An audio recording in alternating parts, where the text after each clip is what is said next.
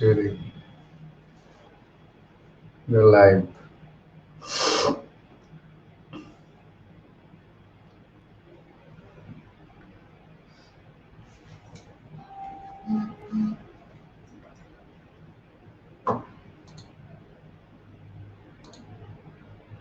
ওটা আমি পারবো, অসুবিধা নেই।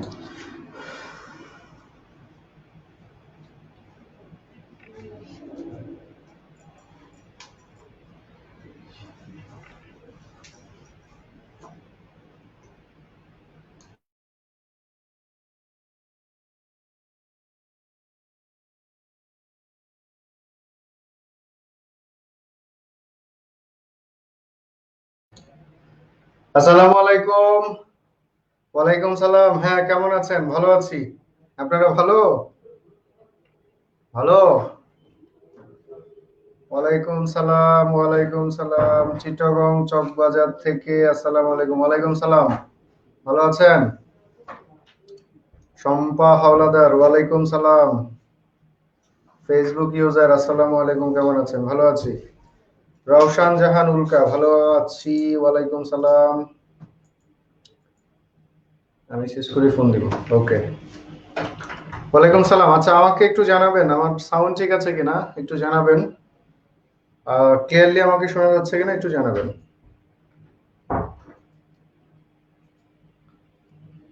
আমাকে শোনা যাচ্ছে কিনা একটু জানাবেন। তানিয়া সুলতানা, কেমন আছেন? হ্যাঁ, ভালো আছি।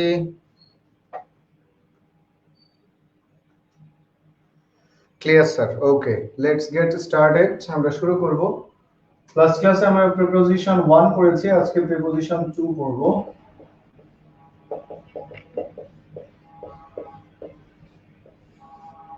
প্রিপোজিশন 2। লাস্ট ক্লাসে আমরা যেখানে ছিলাম, এক্সকিউজ মি, লাস্ট ক্লাসে আমরা যেখানে ছিলাম প্রিপোজিশনের যতটুকু পড়িয়েছি ঠিক তার পর থেকে এখন আমরা পড়ব। দ্যাটস ওয়াই লেকচারটার নাম হচ্ছে প্রিপোজিশন 2। আচ্ছা, প্রিপোজিশন 1 এবং 2 একসাথে আপনারা পিডিএফ পাবেন আগামীকাল। আগামীকাল পিডিএফটা পাবেন, আজকে আর পাবেন না, বিকজ আমাদের কম্পিউটারে যারা কাজ করেন তারা চলে যাবেন কিছুক্ষণের মধ্যেই। সো আগামীকালকে পিডিএফটা পেয়ে যাবেন। ওকে। প্রথমে একটা রুল শিখি আমরা, অন টাইম এবং ইন টাইম। মনে রাখবো, অন টাইম মানে এক্সাক্ট টাইম, এক্সাক্ট টাইম সঠিক সময়। ইন টাইম মানে before exact time, before exact time. So একটু খেয়াল করি, ইন টাইম মানে, ইন টাইম মানে সঠিক সময়ের, এক্সাক্ট টাইমের একটু আগে। ইন টাইম সঠিক সময়ের কিছু আগে, সঠিক সময়ের কিছু আগে আমরা ব্যবহার করি ইন টাইম। আর এক্সাক্ট টাইম একেবারে সঠিক সময় বা এক্সাক্ট টাইম বোঝাতে আমরা ব্যবহার করি অন টাইম। বিষয়টা একটু ক্লিয়ার করছি। ধরে নেওয়া যাক আপনার ক্লাস শুরু হবে 5টায়, আপনার ক্লাস শুরু হবে 5 PM। আপনি যদি ঠিক 5 PM এ উপস্থিত থাকেন তাহলে এটাকে বলা হয় অন টাইম। ক্লাস শুরু হবে 5টায়, আপনি ঠিক 5টায় যদি উপস্থিত থাকেন এটাকে আমরা বলি অন টাইম। ক্লাস শুরু হবে 5টায়, আপনি যদি 4:45 উপস্থিত থাকেন এটাকে আমরা বলি ইন টাইম। দ্যাট মিন্স ক্লাসে উপস্থিত হওয়ার সময় ছাত্রছাত্রীরা ইন টাইমে ক্লাসে আসেন, ছাত্রছাত্রীরা ক্লাসে ইন টাইমে আসেন, আর টিচার সব সময় অন টাইমে আসেন। বুঝেন, ভালো করে বুঝেন। ক্লাসে যখন ছাত্রছাত্রীরা আসে তখন তাদেরকে ইন টাইমে আসতে হয়, কারণ 12টার ক্লাসে স্টুডেন্টরা ঠিক 12টায় আসে না। 12টার ক্লাসে স্টুডেন্টদেরকে 11:50-এর মধ্যে আসতে হয়। আর টিচার ক্লাসে সবসময় অন টাইমে যাবেন, অর্থাৎ 12টার ক্লাসে টিচার ঠিক 12টায় যাবেন। আমরা যখন সঠিক সময় একেবারে এক্সাক্ট টাইমে কোনো অ্যাকশন সম্পাদন করি সেটাকে আমরা বলি অন টাইম। আর ইন টাইম মানে হচ্ছে এক্সাক্ট টাইমের কিছু আগে, একটু আগে, একটু আগে বোঝাতে ইন টাইম ব্যবহার করি। একটা এক্সাম্পল দিচ্ছি, খেয়াল করেন। যদি বলা হয় you should come this time since you are not allowed to enter before just time. So এখানে কি হবে, ইন টাইম অথবা অন টাইম? একটু কমেন্টে জানান তো আমাকে, ইন টাইম হবে নাকি অন টাইম হবে? You should come this time since you are not allowed to enter before just time. In time হবে নাকি on time হবে?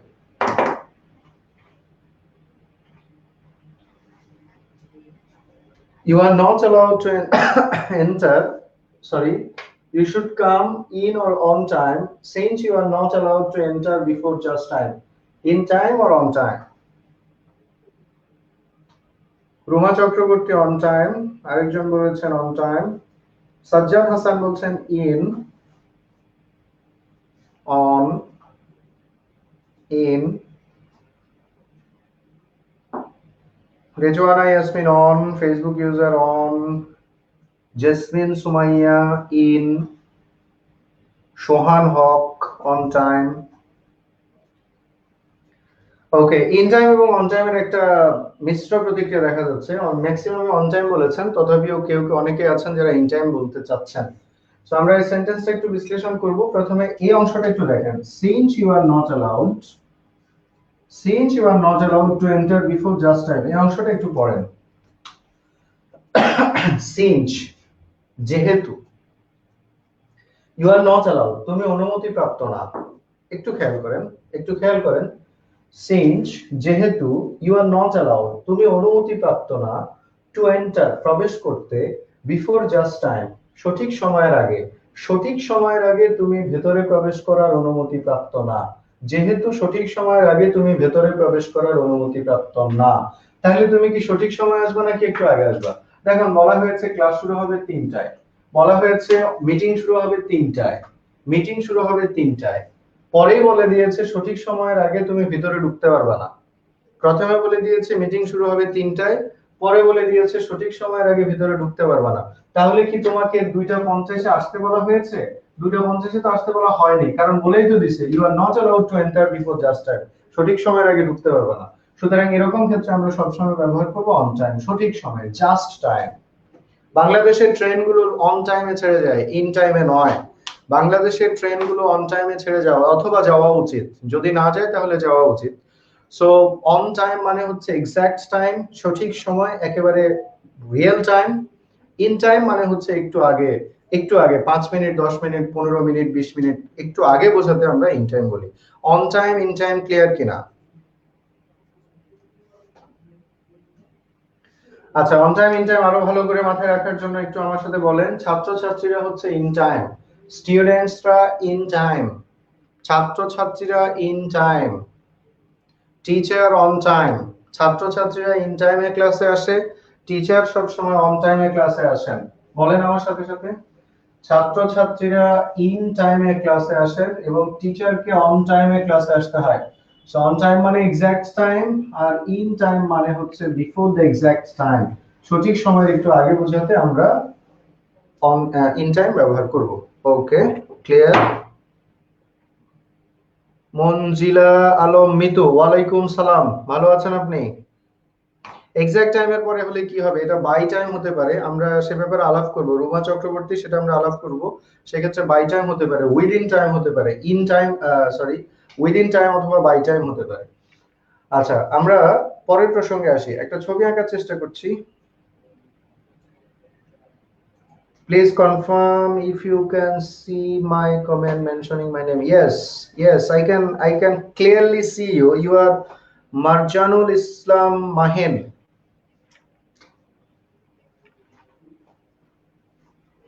দেখা যাচ্ছে?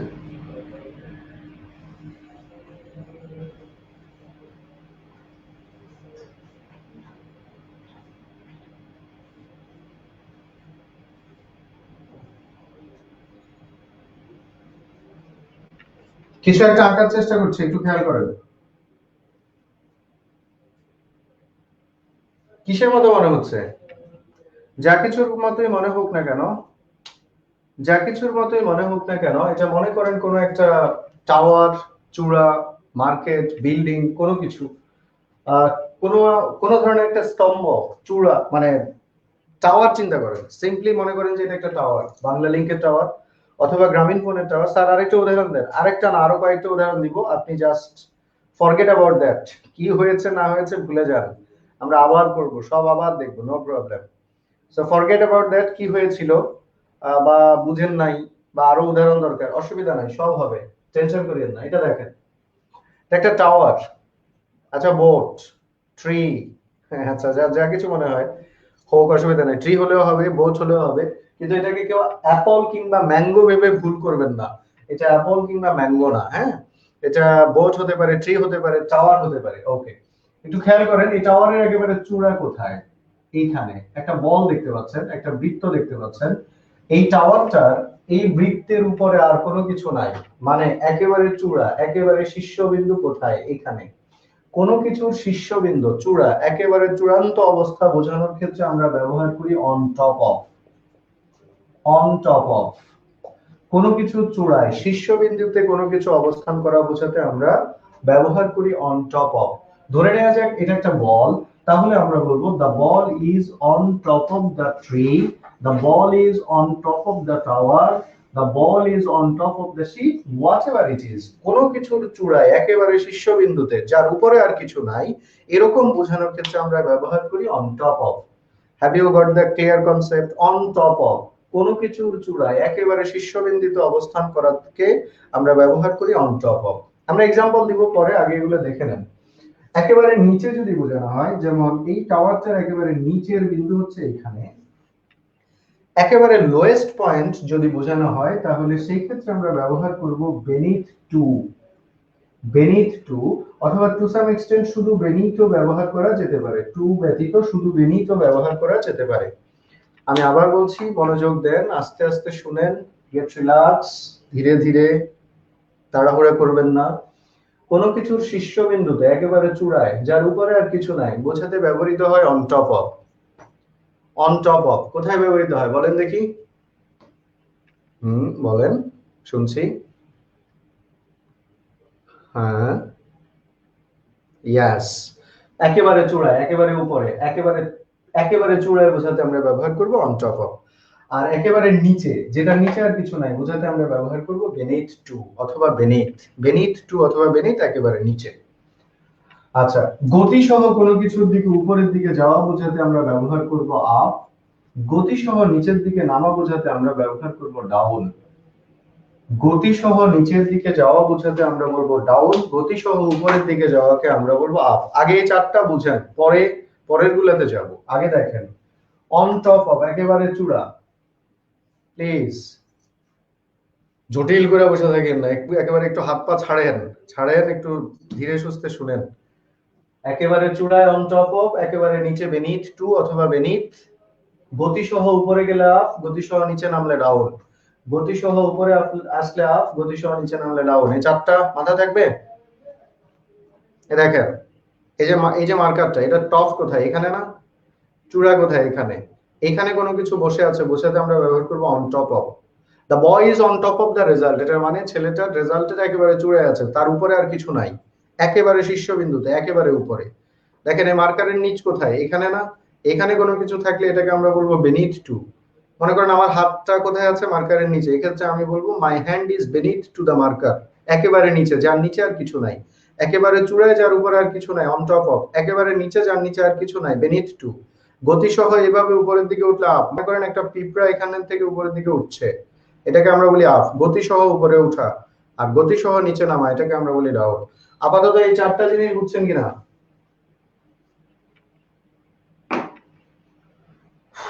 কোনো কমেন্টস নাই কেন? আপনারা কি শুনছেন না আমাকে?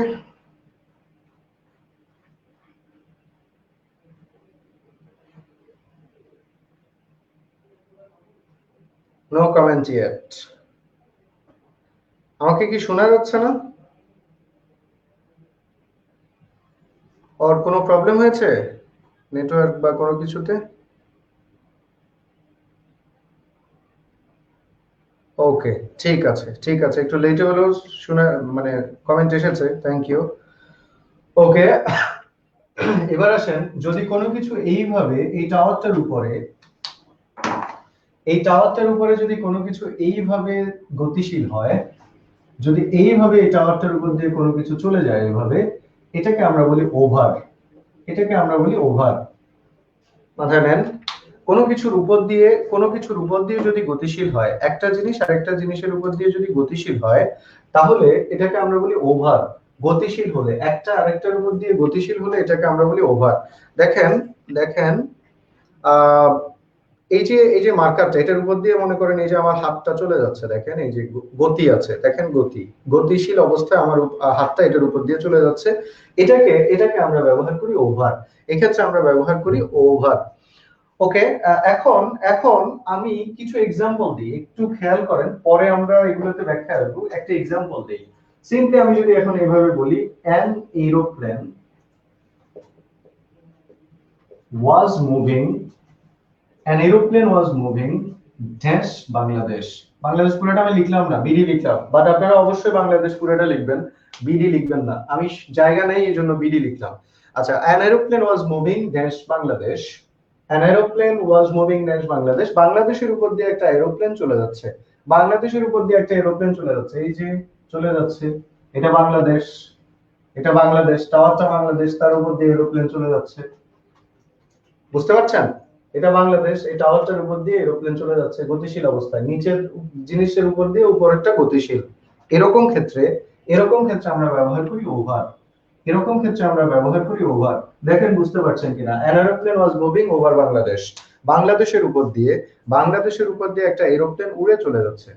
আফসানা তাবাসসুম, আফের কথা আমরা বলেছি গতিসহ উপরের দিকে ওঠা, গতিসহ উপরের দিকে ওঠা। প্লেন তো উপরের দিকে উঠছে না, বাংলাদেশের উপর দিয়ে যাচ্ছে। সো কোনো কিছুর উপর দিয়ে এরকম গতিশীল হলে ওভার। এরকম অসংখ্য প্রশ্ন আপনাদের পরীক্ষায় এসেছে। প্রশ্ন হয়েছে a vulture was flying, a vulture was flying dash our house। Vulture মানে শকুন, এই প্রশ্নটা পরীক্ষায় এসেছে। আ ভালচার, একটা শকুন, ওয়াজ ফ্লাইং, উড়ে যাচ্ছিল। আ ভালচার ওয়াজ ফ্লাইং, উড়ে যাচ্ছিল ড্যাশ আওয়ার হাউস, আমাদের বাড়ির উপর দিয়ে। আমাদের বাড়ির উপর দিয়ে একটা ভালচার, একটা শকুন উড়ে যাচ্ছিল। সো এই যে নিচের জিনিসটার উপর, নিচে কি আছে আমাদের হাউস, তার উপর দিয়ে যে এই ভালচারটা ফ্লাইং, মুভ করছে, এই ক্ষেত্রে আমরা ব্যবহার করি ওভার। উপরের বস্তুটি নিচের বস্তুটির উপর এরকম করে গতিশীল হলে আমরা ব্যবহার করি ওভার। আমরা ব্যবহার করি ওভার। আশা করি বুঝতে পারছেন ওভারের বিষয়টা। আচ্ছা, আপনারা অনেক সময় আমরা আমাদেরকে বলি কিনা, আপনাকে কেউ বলে কিনা সিট ডাউন, সিট ডাউন, অথবা আপনাকে এটা বলে কিনা স্ট্যান্ড আপ। দেখেন তো, আপনাকে যখন বলছে সিট ডাউন, তখন আপনাকে কি বলছে? বসতে বলা হয়েছে, বসতে বলা হয়েছে। আপনি যখন সিট ডাউন করবেন, আপনি কিন্তু গতিশীল থাকবেন, মানে গতিশীল অবস্থায় এই যে বসছেন, এটাকে আমরা বলছি ডাউন। আবার আমরা বলছি স্ট্যান্ড আপ, আপ মানে উপরের দিকে ওঠা। এই যে গতিশীল অবস্থা, যতক্ষণ গতিশীল থাকবেন ততক্ষণ আপনি আপ। বুঝতে পারতেছেন কিনা? মানে এই যে টাওয়ার টেবিল আপনাকে বলছে স্ট্যান্ড আপ, তার মানে কি? তুমি বসে আছো, দাঁড়াও। তাহলে এরকম যখন গতিশীল অবস্থার আমরা বুঝাবো, তখন আমরা আপ ব্যবহার করব। আর যখন বলছে সিট ডাউন, আপনাকে কিন্তু বসতে বলা হয়েছে, আপনি কিন্তু এখনো বসে পড়েননি। বসতে বলা হয়েছে স্টিল, আপনি কিন্তু এখনো বসেন নাই।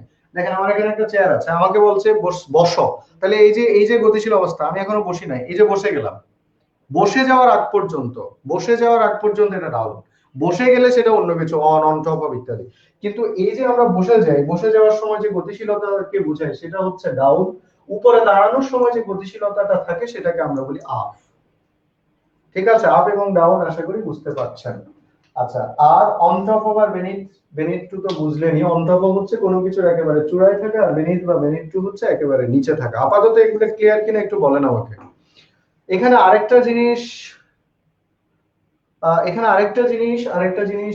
এখানে বোঝানো দরকার, সেটা হচ্ছে আপ এবং ডাউন দ্বারা যে গতিশীলতা বোঝায়, এই গতিশীলতার কিন্তু কোনো নির্দিষ্ট গন্তব্য থাকে না। অর্থাৎ আপ মানে গতিশীল অবস্থায় উপরের দিকে যাওয়া, ডাউন মানে গতিশীল অবস্থায় নিচের দিকে যাওয়া। উপরের দিকে যাওয়া বোঝাতে আপ হবে, কিন্তু সেই যাওয়াটা কোথায় গিয়ে থামবে সেটা কিন্তু বলা হবে না। আপ মানে গতিশীল অবস্থায় উপরের দিকে যাওয়া, কিন্তু সেটার কোনো সুনির্দিষ্ট গন্তব্য নেই। ডাউন মানে গতিশীল অবস্থায় নিচের দিকে নামা, কিন্তু সেটার কোনো সুনির্দিষ্ট গন্তব্য নেই। পিঁপড়াটি মার্কাট বেয়ে উপরের দিকে উঠছে, কোথায় যাবে বলা যাবে না, এই ক্ষেত্রে আপ। পিঁপড়াটি মার্কার বেয়ে নিচের দিকে নামছে, নিচের দিকে নেমে কোথায় যাচ্ছে তার গন্তব্য আমরা জানি না, এরকম ক্ষেত্রে ডাউন। সো আপ এবং ডাউন সবসময় আমরা গতিশীল অবস্থায় ব্যবহার করব, এবং আমরা জানবো না আসলে এটা সুনির্দিষ্ট গন্তব্যটা কোথায় গিয়ে শেষ হবে।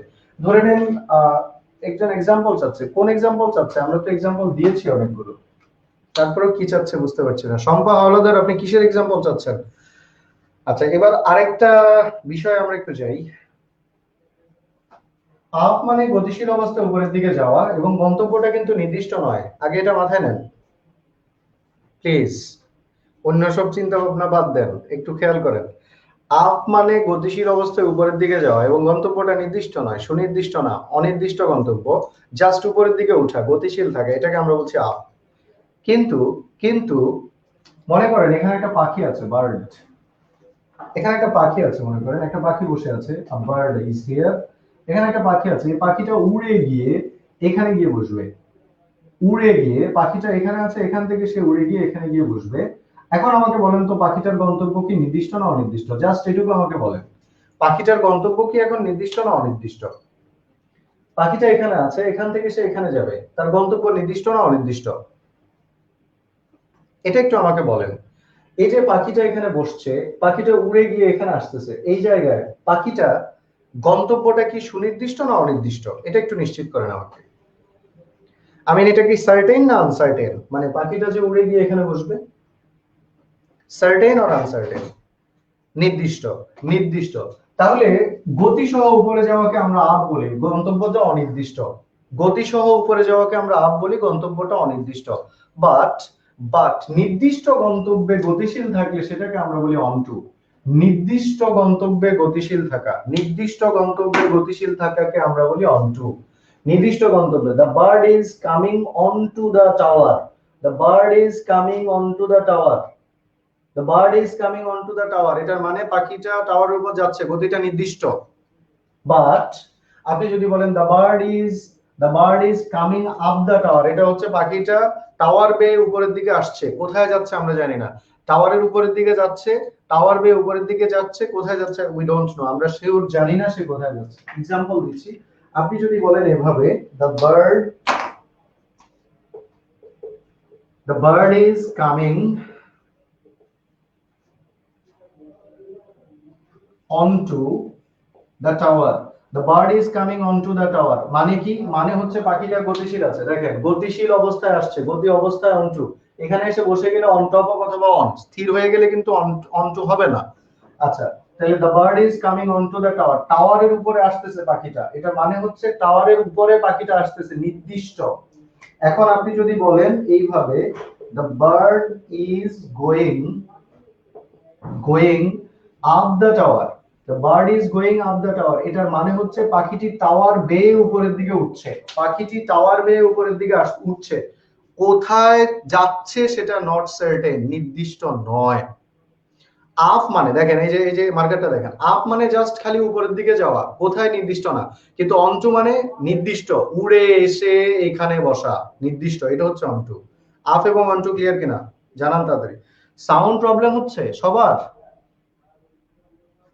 একজন বলেছে সাউন্ড প্রবলেম হচ্ছে, আমাকে একটু জানান তো সবার এটা হচ্ছে কিনা, এই প্রবলেমটা সবার কিনা নাকি শুধু একজনের, একটু জানান তো।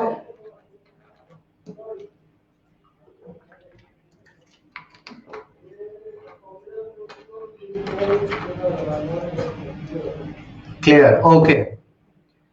তাহলে আপ এবং অনটু ক্লিয়ার কিনা? আপ এবং onto all clear sir, Yasin Panna all clear, sound problem নাই। এখন এটা ক্লিয়ার কিনা? আমি পরের কথায় যাব, পরে আবার যদি বলেন স্যার এটা বুঝি না, তখন কিন্তু বলবো না। এখন বলেন এটা এটা বুঝছেন কিনা, এটা ক্লিয়ার কিনা?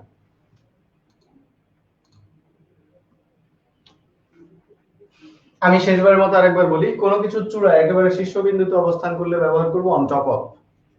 একেবারে শীর্ষবিন্দুতে অবস্থান করলে আমরা ব্যবহার করব অন টপ অফ। একেবারে নিচে অবস্থান করলে আমরা বলবো বেনিথ টু অথবা বেনিথ। গতিসহ উপরের দিকে উঠলে আমরা বলবো আপ, গতিসহ নিচের দিকে নামলে আমরা বলবো ডাউন। সুনির্দিষ্ট গন্তব্যের উপর গতিশীল থাকলে, সুনির্দিষ্ট গন্তব্যের উপর গতিশীল থাকলে আমরা ব্যবহার করব অন টু। সবাই এই কয়েকটা প্রিপোজিশন ক্লিয়ার? কেমন? আচ্ছা, এখান দিয়ে এক্সাম্পল গুলো মুছে ফেলতেছি, এক্সাম্পল গুলো মুছে ফেলতেছি।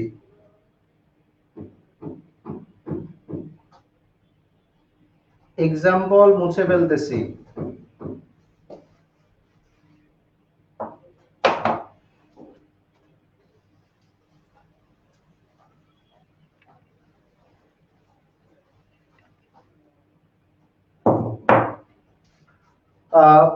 ধরে নেওয়া যাক জনাব রাহাত এখানে দাঁড়িয়ে আছেন, অথবা কেউ একজন এখানে দাঁড়িয়ে আছেন। ধরে নেওয়া যাক এখানে জনাব রাহাত দাঁড়িয়ে আছেন, তিনি তিনি এই টাওয়ারের ভিতরে প্রবেশ করবেন। জনাব রাহাত ওখানে দাঁড়িয়েছিলেন, তিনি এই টাওয়ারের ভিতরে প্রবেশ করবেন। টাওয়ারের ভিতরে তিনি যাচ্ছেন, তিনি এভাবে যাচ্ছেন, টাওয়ারের ভিতরে তিনি যাচ্ছেন। আচ্ছা, টাওয়ারের ভিতরে অথবা এই মার্কেটের ভিতরে অথবা এই বাড়িটার ভিতরে অথবা এই টাওয়ারটার ভিতরে যাওয়ার সময় রাহাত স্যারের এখানে গতি আছে না নাই? এই জায়গায়, এখান থেকে যাওয়ার সময় এই জায়গায় গতি আছে। গতি সহ কোনো কিছুর ভিতরে যাওয়া ইনটু। এখন অনটুর সাথে আবার এটা তালগোল পাকায় ফেলবেন না, খেয়াল করেন। স্যার সবগুলো প্রিপোজিশন দিয়ে সেন্টেন্স লিখে দেন স্যার, তো আমি কি এটা কি সম্ভব? কিছু যেগুলো উদাহরণ একটু আগে एग्जांपल দিছি সেগুলো তো উদাহরণ দিছি, এখন যেটার एग्जांपल দিব সেটার উদাহরণ দিব, সবগুলোর সাথে একসাথে আমি কিভাবে দিব? ওকে, এখন দেখেন অনটুর সাথে ইনটু আবার এলোমেলো করে ফেলেন কিনা। অনটু মানে কোনো কিছুর উপরে গতিশীল থাকা, উপরে। অনটুর সাথে ইনটুর পার্থক্যটা দেখেন। অনটু মানে কোনো কিছুর উপরে গতিশীল থাকা। এসিটা একটু ছেড়ে দিয়ে দেন ভাই, রিমোটটা কই? নালে এদিকে দেন, আমাকে দিয়ে গেলে হবে। Thank you. আচ্ছা, প্লিজ একটু খেয়াল করেন, অনটুটা হচ্ছে গতিসহ উপরে আসা, কোনো কিছুর উপরে আসা, আর ইনটু হচ্ছে গতিসহ কোনো কিছুর ভিতরে যাওয়া। ইনটু হচ্ছে গতিসহ কোনো কিছুর ভিতরে, আর অনটু হচ্ছে গতিসহ কোনো কিছুর উপরে। এখন এখন রাহাত স্যার এইভাবে গতিশীল আছেন, তিনি ক্লাসে ঢুকে যখন থেমে গেলেন, স্থির হয়ে গেলেন, তখন এটাকে আমরা বলি ইন, স্থিতিশীল অবস্থায় থাকা। কোনো কিছুর ভিতরে স্থিতিশীল। কালকের বোটে গেলে ভালো হয়, লেখা দেখা যাবে। কালকের বোটে মানে কালকের কোন বোট আবার? আচ্ছা, আপনাদের কমেন্ট না পড়া উচিত এখন, কারণ পড়াচ্ছি, পড়াতে থাকি, কমেন্ট পরে পড়বো। এটা দেখেন, ইনটু এবং অনটু পার্থক্যটা বুঝেন। প্রথমে আমরা অনটু এবং আপ দেখিয়েছিলাম, অনটু এবং আপ দেখিয়েছিলাম। আপ মানে অনির্দিষ্ট গন্তব্য, আর অনটু ছিল সুনির্দিষ্ট গন্তব্য, এটা আমরা প্রথমে বলেছিলাম। এখন দেখেন ইনটু এবং অনটুর মধ্যে পার্থক্য দেখেন। অনটুটা হচ্ছে গতিশীল অবস্থায় কোনো কিছুর উপরে আসা, আর ইনটুটা হচ্ছে গতিশীল অবস্থায় কোনো কিছুর ভিতরে ঢোকা। একটা হচ্ছে উপরে যাওয়া, আরেকটা হচ্ছে ভিতরে যাওয়া।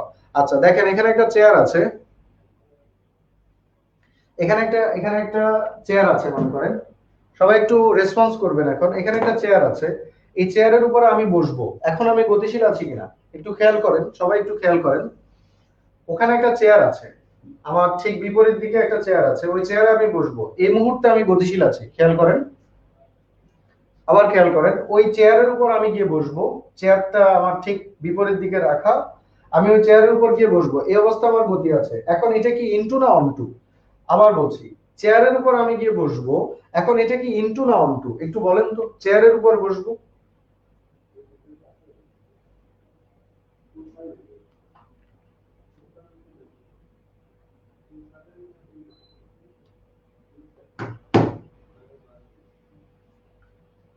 অনটু, কেউ কেউ ইনটু বলছেন, কেউ কেউ অনটু, কেউ কেউ ইনটু, অনটু ইনটু ইত্যাদি। আচ্ছা, আমি কি চেয়ারের উপরে বসবো নাকি চেয়ারের ভিতরে বসবো? এই দেখেন, এই যে চেয়ার, হ্যাঁ, এই যে এখানে একটা চেয়ার আছে, হ্যাঁ, এই চেয়ারের উপর আমি বসবো, ঠিক আছে? এই যে আমি আমি আমি দৌড়ে এসে মনে করেন চেয়ারের উপর বসলাম, তা আমি কি চেয়ারের উপরে বসছি না চেয়ারের ভিতরে বসছি? ইনটু মানে তো ভিতরে যাওয়া, গতিশীল অবস্থায় ভিতরে যাওয়া। আপনারা অনেকেই ক্লিয়ার হতে পারেন না আমার মনে হয়। ইনটু মানে ভিতরে যাওয়া, আর অনটু মানে উপরে যাওয়া। দুইটাতেই গতি থাকে, একটাতে ভিতরে যাওয়া আর একটাতে উপরে যাওয়া। দেখেন এই মার্কারটা দেখেন, আমি এই মার্কারের ভিতরে কালি ঢুকাচ্ছি, হ্যাঁ, কালি প্রবেশ করাচ্ছি। দেখেন মার্কারের ভিতরে কালি প্রবেশ করাচ্ছি, এই যে ভিতরে প্রবেশ করাচ্ছে এটা হচ্ছে ইনটু, ভিতরে যাচ্ছে, ভিতরে, ক্লাসের ভিতরে, রুমের ভিতরে, কক্ষের ভিতরে। মার্কারের ভিতরে কালি প্রবেশ করাচ্ছি, ইনটু। ভিতরে ঢুকে যখন কালিটা স্থির হয়ে যাবে তখন এটা হয়ে যাবে ইন, স্থিতিশীল। স্থিতিশীল থাকলে সেক্ষেত্রে আমরা বলি ইন। এখন এখান থেকে উড়ে এসে যদি সে এখানে বসে উপরে চূড়ায়, এখান থেকে উড়ে এসে যদি সে এখানে বসে চূড়ায়, এটাকে আমরা বলি অনটু। উপরে আসলে অনটু, ভিতরে গেলে ইনটু। ঠিক আছে, বুঝছেন সবাই?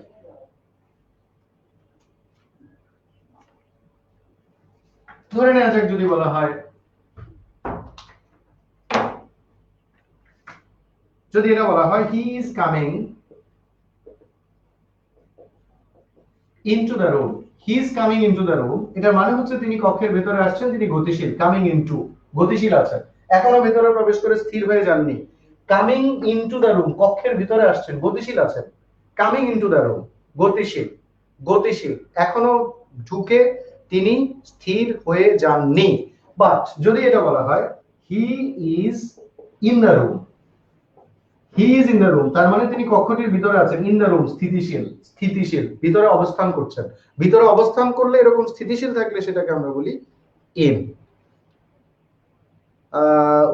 উপরে যায় বসলে অন টপ অফ হবে না, ফেসবুক ইউজার, উপরে যায় বসলে তাই অন টপ হবে না। অন টপ হবে একেবারে শীর্ষবিন্দুতে বোঝাতে, বাট কোনো কিছুর উপরে থাকলে অন হয়, সে ব্যাপারে আমরা একটু পরে আসবো। অন টপ অফ হচ্ছে একেবারে চূড়ায়, যার উপরে আর কিচ্ছু নাই, এরকম বোঝাতে আপনি অন টপ অফ লিখবেন। এখন বলেন এই এই এই ছবি দিয়ে যা কয়টা বুঝালাম এগুলো কি ক্লিয়ার একেবারে? আর ক্লিয়ার না হলে বলেন। হ্যাঁ, গুড। জেসমিন সুমাইয়া, আপনি এক্স্যাক্টলি বলেছেন, ওয়েল ডান আপনাকে জেসমিন সুমাইয়া, ওয়েল ডান। উনি বলেছেন ইনটু দ্য রুম, রুমের ভেতরে, আর অনটু দ্য রুফ, গুড। ছাদের উপরে গতিশীল থাকা, এটা অনটু, আর কক্ষের ভিতরে গতিশীল থাকা, এটা ইনটু। Very good. তো যেহেতু আপনারা ক্লিয়ার হয়েছেন সেহেতু আমি একটু চা খেয়ে নিই।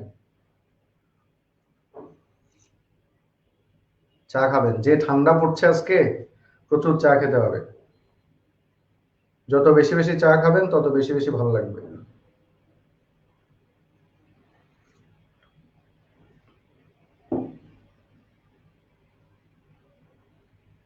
চেয়ারের সেন্টেন্সটা ইংলিশে বলেন sir. Mister Rahat is coming, mister Rahat is coming onto the chair, he is coming onto the chair, they are coming onto the chair. আমি খাবো, আপনি খাবেন? চা খাবেন? খাই, খান, অসুবিধা কি, আমি খাচ্ছি। জাস্ট ফিল করেন যে আপনিও খাচ্ছেন, তাইলেই হয়ে যাবে। ঠিক আছে, আমি মুছে ফেললাম, ওটা মুছে ফেললাম।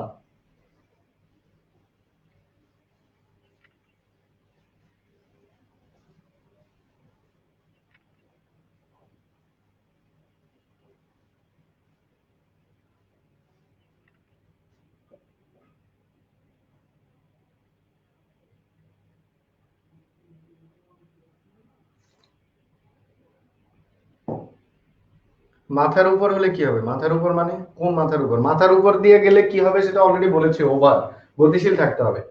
গতিশীল থাকলে ওভার হবে সেটা অলরেডি আমরা বলেছি, বাট উপরে থাকলে কি হবে সে প্রসঙ্গে আমরা আলাপ করছি, একটু ওয়েট করেন। Tea is in the cup, good. এই যে এই লোকটা দেখছেন, এইভাবে চিন্তা করবেন তাহলে দেখবেন যে ইংলিশ কোনো সমস্যা নাই।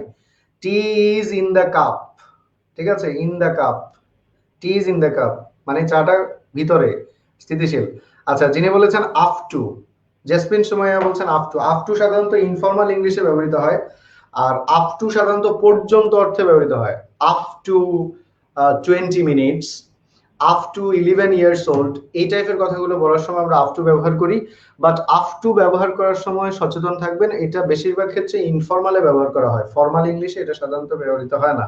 এবার জিজ্ঞেস করছে ইনসাইড কখন হয়, আউটসাইড কখন হয়, তো এগুলো তো বলবো, সময় দিতে হবে, তো একটু ওয়েট করেন। পরের প্রসঙ্গ, এটা ছবি আঁকি, কারো ছবি আঁকি, যদিও আমি ছবি আঁকতে এক্সপার্ট না, তারপরেও আঁকি।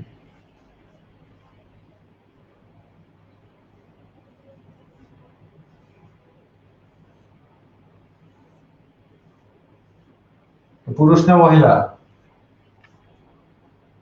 কিছু একটা আঁকছি, পুরুষ অথবা মহিলা।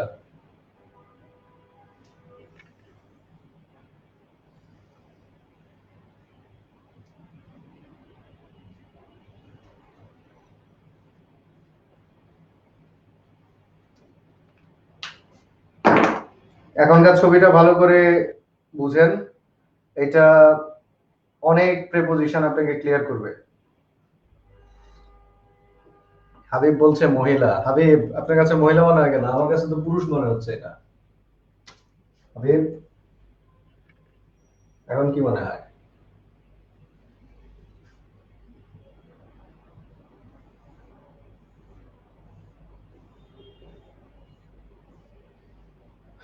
ওকে, ওয়াচ এভার পুরুষ অথবা মহিলা যাই হোক, এখন শুনেন, কথা শুনেন, কথা শুনেন। আচ্ছা এখন কথা শুনেন, ভালো আঁকি খারাপ আঁকি সেটা কথা না, কথা হচ্ছে মোড়ে খেয়াল করেন, কথা হচ্ছে এই ভদ্রলোক অথবা ভদ্র মহিলাকে উপরে একটা ছাউনি দিয়ে কি করা হয়েছে, কাভার করা হয়েছে, এটা দেখতে পাচ্ছেন? দেখতে পাচ্ছেন উপরের বস্তুটা? আমার সাথে সাথে একটু বলেন। আচ্ছা ছেলে মেয়ের প্রসঙ্গে এবার বাদ দেন, মঙ্গল গ্রহের প্রাণী। কান দিলেন না। আরে আপনারা ছবি নিয়ে আছেন, আমার টার্গেট কি আর আপনারা কি করেন? Nice pic, good. শুনেন, শুনেন, উপরের কিছু যদি নিচের কিছুকে এরকম কাভার করে, উপরের কোনো কিছু দ্বারা যদি নিচের কাউকে এরকম কাভার করে রাখা হয়, তাহলেও আমরা ওভার ব্যবহার করি। ওভারের ব্যবহার আহ আম্মু বলতেছে যেমন স্যার দুষ্ট তেমন স্টুডেন্টস। আমি দুষ্ট? আপনার আম্মুকে জিজ্ঞেস করেন তো আমি দুষ্টু? আমার এই চেহারায় কি আমাকে মনে হয় আমি দুষ্টু? আপনারা বলেন তো। হ্যাঁ, ওনার আম্মু বলছে আমি নাকি দুষ্ট, দেখছেন? এটা কোনো কথা?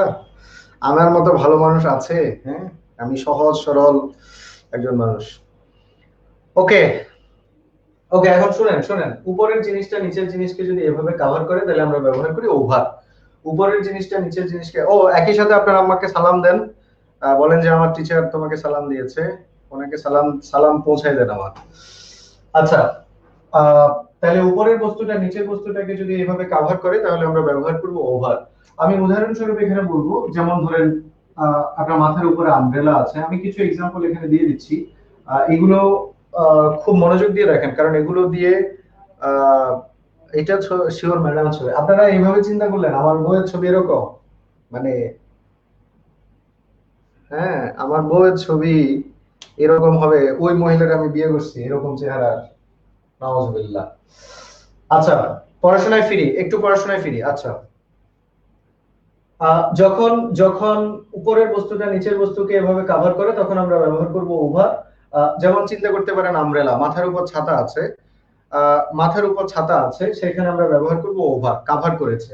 কিংবা আমাদের মাথার উপর রূপ আছে, ছাদ, মাথার উপরে ছাদ আছে, আমরা ব্যবহার করব ওভার। উপরের বস্তুটা নিচের বস্তুটাকে কভার করেছে। আহ উপরের বস্তুটা এরকম নিচের বস্তুটাকে কভার করলে আমরা সেখানে ব্যবহার করব ওভার।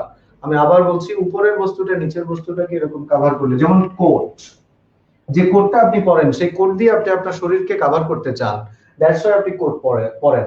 অথবা একটা মেয়ে তার মাথার উপর স্কার্ফ ব্যবহার করে, কারণ কি? কারণ সে তার মাথাকে ঢাকতে চায়, ঢেকে রাখতে চায়, মাথাকে কভার করার উদ্দেশ্য রয়েছে।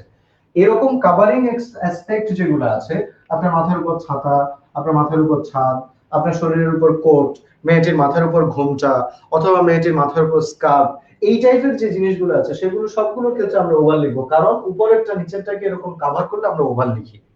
Have you got the point? Have you got the point? আপনারা কি বুঝতে পেরেছেন? আহ, ধরেন, ধরেন টেবিলের উপর একটা টেবিল ক্লথ, টেবিল ক্লথটা কেন দেওয়া হয়েছে? টেবিলকে কভার করার জন্য। কম্পিউটারের উপরে আমরা একটা, মোবাইলের উপরে আমরা একটা কভার ব্যবহার করেছি, কারণ কি? মোবাইলটাকে আমরা কভার করতে চাই। সো সো এই টাইপের যে কোনো কিছু, মানে কাভারিং এর কোনো অ্যাসপেক্ট থাকলে সেখানে আমরা ওভার ব্যবহার করব। এটা মাথায় নিতে পারছেন কিনা? কোনো কিছু কাভার করা, কাভার করা, উপরেরটা নিচেরটাকে টোটালি কাভার করে রাখাকে আমরা ওভার বলি। তাহলে সো ফার ওভারের আমরা দুইটা রুল পড়েছি। So far we have learned two rules from over. আমরা দুইটা নিয়ম আলোচনা করেছি, একটা হচ্ছে উপরেরটা নিচেরটার উপর দিয়ে যদি গতিশীল হয়, এই ভদ্রলোক বা ভদ্র মহিলার মাথার উপর দিয়ে যদি এরকম কোনো কিছু গতিশীল হয়ে যায়, মনে করেন একটা পাখি উড়ে চলে গেল মাথার উপর দিয়া, অথবা মনে করেন একটা বিমান উড়ে চলে গেল মাথার উপর দিয়া, এরকম যদি হয় সেই ক্ষেত্রেও কিন্তু আমরা ওভার ব্যবহার করি, যেটা আমরা অলরেডি একটু আগে আলোচনা করেছি। তাহলে ওভারের ব্যবহার আমরা সোফা দুটা বলেছি। আমরা সোফা দুটা বলেছি ওভারের ব্যবহার, একটা হচ্ছে উপরেরটা নিচেরটার উপর দিয়ে গতিশীল হলে ওভার হবে, আর আরেকটা হচ্ছে ওভার হবে যদি আমরা একটাকে দিয়ে আরেকটাকে কাভারিং করা বোঝাই, কাভার করা বোঝালেও আমরা ওভার ব্যবহার করব। Got it? আশা করছি বুঝতে পারছেন। ওকে, এবার আসেন অনের ব্যাপারে, এখানে একটু ক্লিয়ার করে দিই। অন, অনটা কোথায় লিখবেন? অনটা লিখবেন স্পর্শ করে থাকবে, স্পর্শ করে থাকবে, স্পর্শ করে, স্পর্শ করে যদি কাভার না করে, কাভার না করলে, স্পর্শ করে কাভার না করলে অন বলবো। সবাই বলেন, স্পর্শ করে কাভার না করলে অন ব্যবহার করব, বলেন তো একটু। আহ স্পর্শ করে থাকলে এবং কাভার না করলে অন হবে, বলেন। হুম, ইয়েস, তারপর হ্যাঁ, ওকে, ওভার হবে। Well done, very good. আপনি খুব ভালো বলতে পারেন, ভেরি গুড। স্পর্শ করে, স্পর্শ করে অবস্থান করলে এবং কাভার না করলে অন, আর কাভার করলে ওভার। কাভার করলে ওভার, এটা স্পর্শ করে থাক বা না থাক। এখানে একটা জিনিস ক্লিয়ার করি, স্পর্শ করে হাবিব বলতেছে মাথার উপর কিছু পড়লে, এত উদ্ভট চিন্তা আসে থেকে। মাথার উপর কিছু পড়লে তো স্থির থাকবে, এটা অন। এই যে লেগে লেগে আছে, লেগে লেগে মাথার উপর রিমোট পড়ছে, অন, লেগে লেগে আছে, তাই না? লেগে লেগে থাকলে অন। আচ্ছা, প্লিজ একটু খেয়াল করেন, আমরা কি বলেছি, যদি যদি কাভার করে তাহলে ওভার হবে। স্পর্শ করে থাক বা না থাক, কাভার করে থাকলে ওভার। স্পর্শ করে থাক বা না থাক, কাভার করলে ওভার। আর অনের ক্ষেত্রে স্পর্শ করেও থাকতে হবে কিন্তু কাভার করতে পারবে না, স্পর্শ করে থাকবে কিন্তু কাভার করতে থাকবে না। সবাই এদিকে খেয়াল করেন, এদিকে তাকা, রিল্যাক্স, রিল্যাক্স, তাড়াহুড়া করবেন না, তাড়াহুড়া করবেন না, রিল্যাক্স। এদিকে এদিকে খেয়াল করেন, খেয়াল করেন, খেয়াল করেন। দেখেন, আমার বাসায় যে বিছানা চাদরটা আছে, একটু খেয়াল করেন, আমার বাসায় যে বিছানা চাদরটা আছে, বিছানা চাদর কোথায় আছে? বিছানার উপর, বিছানার উপর বিছানা চাদর। বিছানা চাদর কেন দেওয়া হয়েছে? বিছানাকে কাভার করার জন্য। ব্যবহার করবেন ওভার, লেগে আছে না নাই ডাজ নট ম্যাটার, কাভার করলে ওভার। ঠিক আছে? বিছানার উপর বালিশ, বিছানার উপর বালিশ, এটাকে আমরা বলবো অন, কারণ বালিশ বিছানাকে কাভার করে নাই, লেগে লেগে স্পর্শ করে অবস্থান করছে, কাভার করে নাই। আর কাভার করলে লেগে থাক বা না থাক, আমি ব্যবহার করবো ওভার। আমি দেখেন একটা জামা পরেছি, জামা পরার উদ্দেশ্য আছে, উদ্দেশ্য হচ্ছে আমার শরীরটাকে কাভার করতে হবে।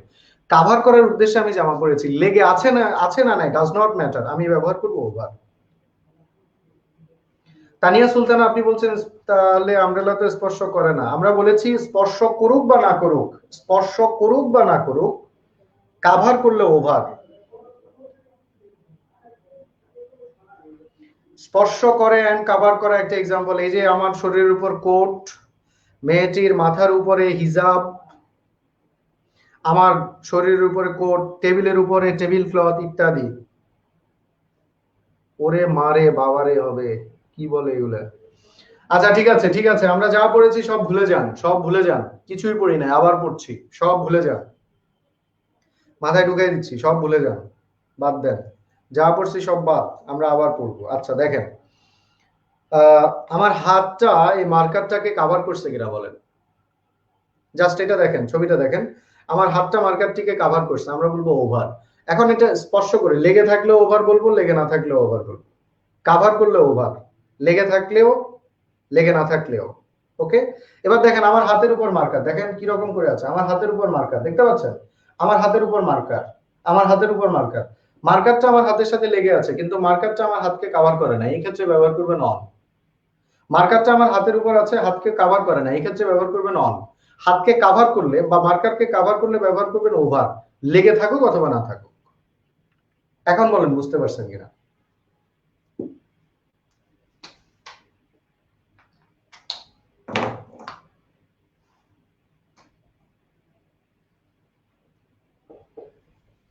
There is a coat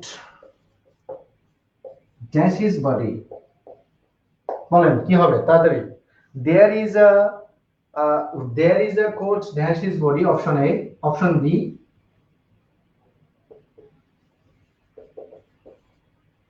there is a poster dash the wall.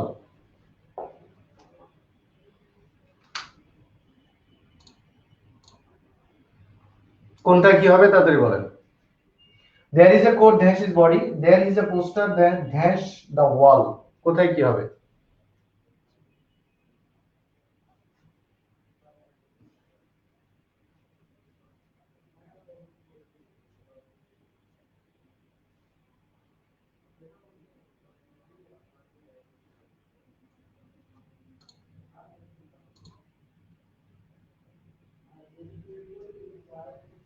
Mazharul Islam, Mahin, well done, good. এই তো আপনি পেরে গেছেন, there is a coat over his body, there is a coat over his body. দেখেন স্পর্শ করে আছে নাকি নাই ডাজ নট ম্যাটার, কভার করেছে ওভার, কভার করেছে over. There is a poster on the wall, কারণ কি লেগে লেগে ওয়ালের সাথে আছে। এখন এখানে আরো কিছু জিনিস ক্লিয়ার করি। ধরেন এই যে পোস্টারটা আছে কোথায়, ওয়ালের উপরে। অনেক সময় পোস্টার যখন ওয়ালের উপর লাগানো হয়, পোস্টারগুলো ওয়ালকে কভার করে দেয় না। মানে সাধারণত যারা পোস্টার লাগান তারা পুরো ওয়ালকে কভার করে দেন না অনেক সময়। ওয়ালকে পোস্টার দিয়ে কভার করে দেওয়ার পরেও আপনাকে কিন্তু অনই লিখতে হবে, কারণ পোস্টার দিয়ে ওয়াল কভার করাটা উদ্দেশ্য না, উদ্দেশ্যটা হচ্ছে প্রচার করা। বাট এটাকে ভালো করে প্রচার করার জন্য ওনারা ওয়ালটাকে কভার করে দিয়েছে। ইন দ্যাট কেস আপনাকে অন লিখতে হবে। আপনি বলবেন the book is on the table, the book is on the table, বইটা কোথায়, টেবিলের উপরে। এখন টেবিলের উপরে বই এমন ভাবে এলোমেলো করে রাখছেন যাতে পুরো টেবিলটা কভার হয়ে যায়, তারপরেও আপনি অন লিখবেন, কারণ টেবিলটা কভার করার উদ্দেশ্য তো বই রাখেন নাই। কিন্তু আপনার ঘরে টাইলস লাগানো হয়েছে ফ্লোরের উপর, কেন, কারণ কি, কারণ হচ্ছে টাইলস দিয়ে ফ্লোরকে কভার করতে হবে। ইন দ্যাট কেস আপনি ব্যবহার করবেন ওভার। আমরা দেখেন এই যে ওয়ালের উপর কি ব্যবহার করছি, একটা হোয়াইট বোর্ড, এটা কিন্তু একটা হোয়াইট বোর্ড। তাহলে ওয়ালের উপর হোয়াইট বোর্ড আছে, এটাকে আমরা কি বলবো, on the wall. The white board is on the ওয়াল।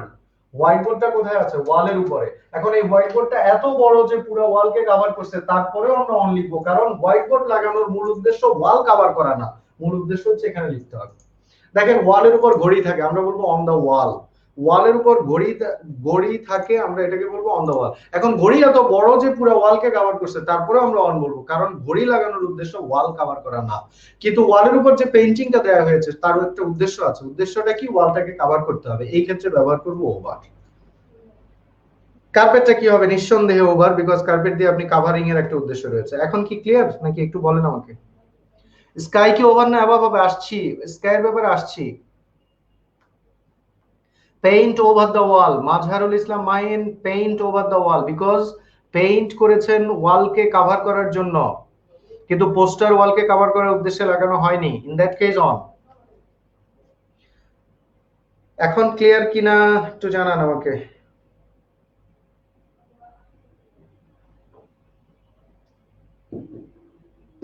এখন এই সুযোগে কি আগের গুলো খেয়া ফেলাইছেন?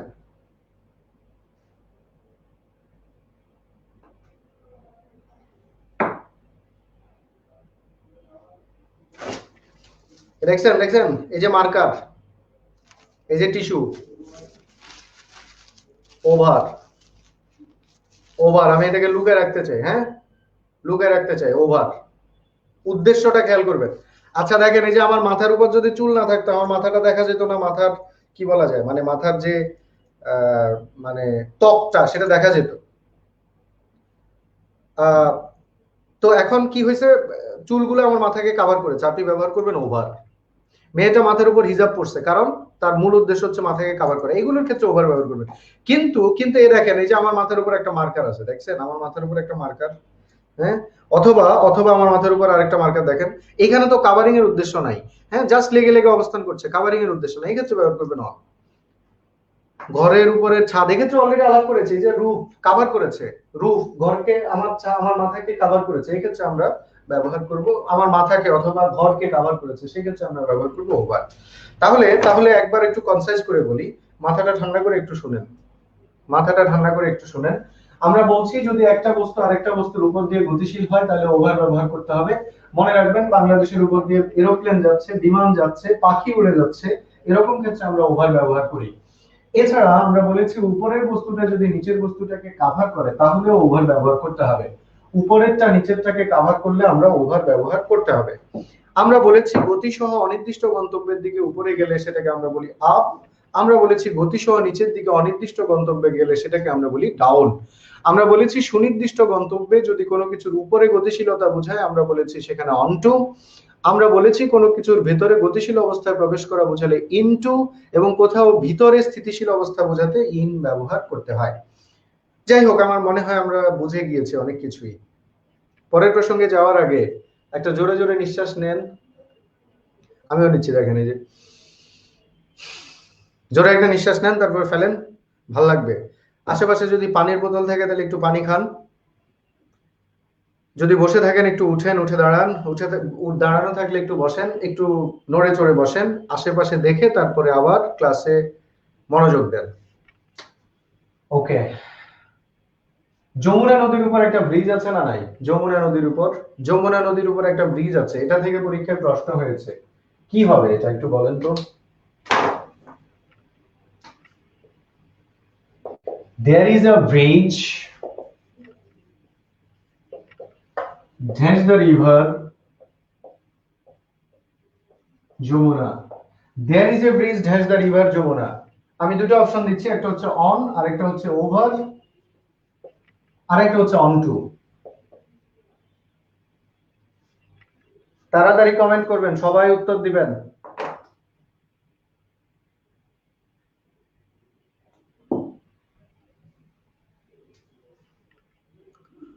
there is a bridge dash the river Jamuna, on, over or on to?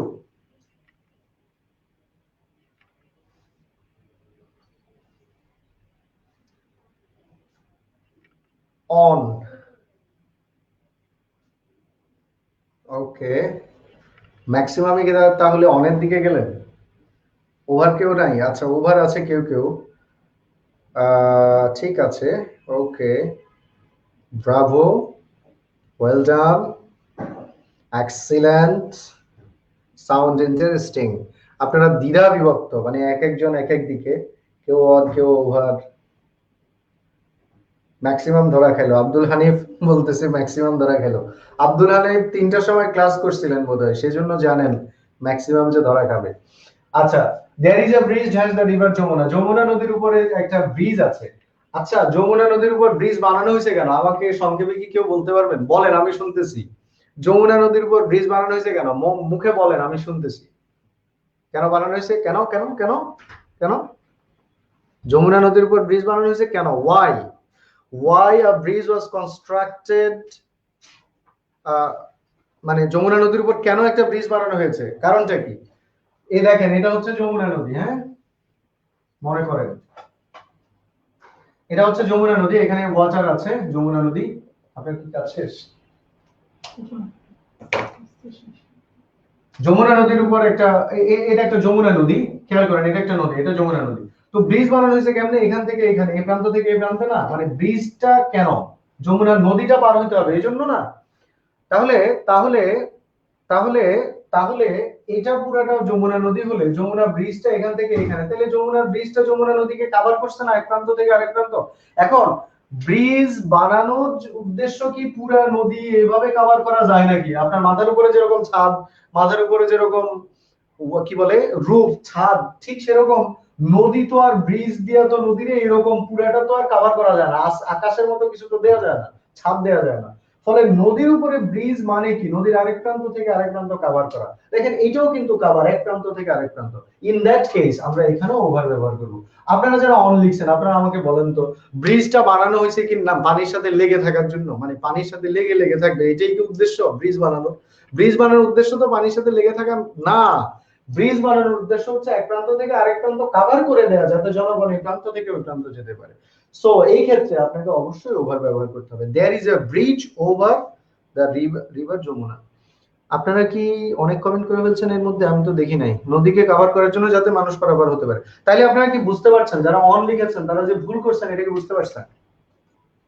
মানে নদীকে কভার করার জন্য যে ব্রিজটা, ব্রিজ নদীর কভার করার মানে উদ্দেশ্যটাই তো এমন, পুরো নদীকে তো আর এভাবে ছাউনি দিয়ে কভার করা সম্ভব না।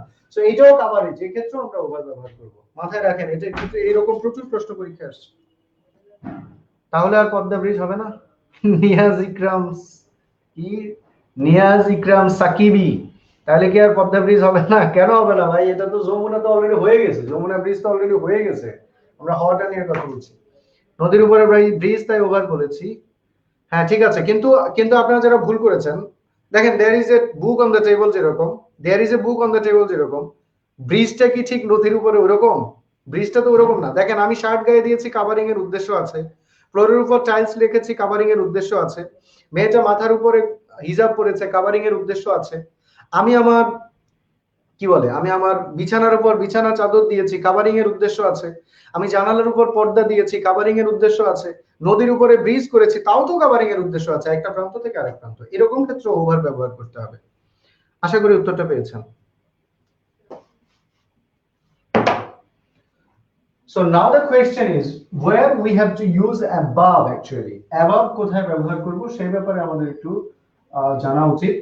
above ব্যবহার করব একটা জায়গায়, মনে রাখবো দূরত্ব যদি অনেক বেশি হয়, অসীম দূরত্ব হলে, অসীম দূরত্বে।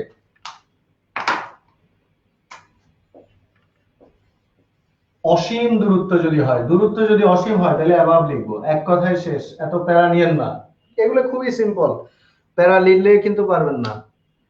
সবার অন লেখা দেখে কনফিউজড হয়ে যায় আমি। আচ্ছা, সবাই পরীক্ষা দিবে, আপনিও পরীক্ষা দিবেন, আপনি সবারটাকে দেখে স্যার ভাসমান ব্রিজ তো নদীকে টাচ করে থাকে। আরে ভাই, নদীকে তো টাচ করে থাকে, কিন্তু নদীকে টাচ করা মানে ব্রিজের মূল উদ্দেশ্যটা খেয়াল করবেন আপনি। বুঝাইতে পারতেছি না রে। ব্রিজ, হ্যাঁ ব্রিজ টাচ করে থাকে, ওয়াটারকে টাচ করে থাকে, সারফেসকে টাচ করে থাকে, কিন্তু ব্রিজ বানানোর মূল উদ্দেশ্য তো আসলে কি, মূল উদ্দেশ্যটা এখানে important.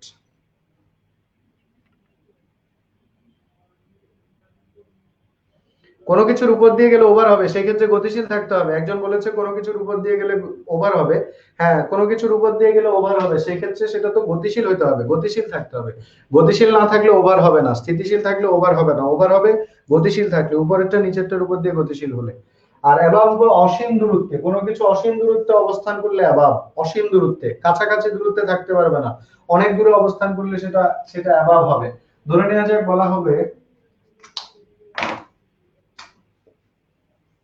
there is a sky dash our head, আমাদের মাথার উপরে আকাশ আছে, আমাদের মাথার উপরে আকাশ, অসীম দূরত্বে, অনেক দূরত্বে আকাশ।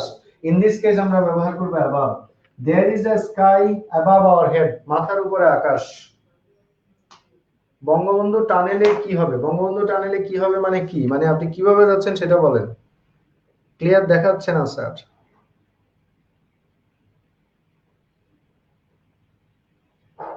we stay over the sky, ছাদ তো গতিশীল না। দেখছো অবস্থাটা, একটা বলেছি ওভারের জন্য তো দুটা নিয়ম বলেছি, ওভারের জন্য দুটা নিয়ম বলেছি, একটা হচ্ছে গতিশীল থাকা আর একটা হচ্ছে কাভারেজ করা। সো ছাদটা কাভার করেছে, গতিশীল না হয়েছে, হয় নাই, কাভার করেছে। ওভারের জন্য দুটা রুল বলেছি আমরা, একটা হচ্ছে কাভার করে থাকা, আরেকটা হচ্ছে গতিশীল থাকা। গতিশীল থাকা হলে যেমন পাখি উড়ে যাচ্ছে ওভার, আবার কাভার করে থাকলে ওভার, সেটা আমরা বলেছি অলরেডি। আচ্ছা, তাহলে দূরত্ব যখন বেশি হবে তখন অ্যাবাব লিখবেন। এখন এখন এখানে আরেকটা কথা বলি, আপনি যদি বলেন আকাশ আমার মাথার উপর দিয়ে উড়ে চলে যাচ্ছে, আকাশ আমার মাথার উপর দিয়ে উড়ে চলে যাচ্ছে, এখন কি বলবেন বলেন তো?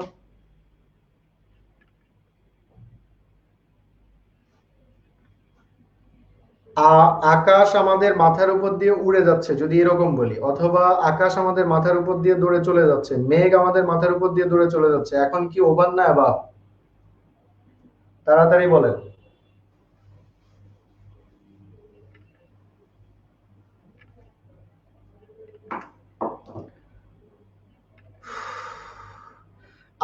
যদি বলি আকাশ আমাদের মাথার উপরে তাহলে অ্যাবাব লিখবো, কারণ দূরত্ব অনেক বেশি, দূরত্ব অনেক বেশি। আর যদি আপনি বলেন যে আকাশ আমার মাথার উপর দিয়ে উড়ে চলে যাচ্ছে, পালিয়ে যাচ্ছে, দৌড়াচ্ছে, সেই ক্ষেত্রে আবার ওভার লিখতে হবে, কারণ গতিশীল হলে ওভার হয়, উপরেরটা নিচেরটার উপর দিয়ে গতিশীল হলে ওভার হয়। ঠিক আছে, থামেন, অনেক পড়াশোনা হয়েছে, অনেক পড়াশোনা হয়েছে, অনেক পড়াশোনা হয়েছে, অনেক পড়াশোনা হয়েছে, থামেন। আরেকজন লিখছে অন্টু, কোথা থেকে কি লিখছে অন্টু? কি অন্টু তো হচ্ছে একটা নির্দিষ্ট গন্তব্যে আসা, অন্টু তো এখানে হওয়ার পসিবিলিটি সম্ভবই না।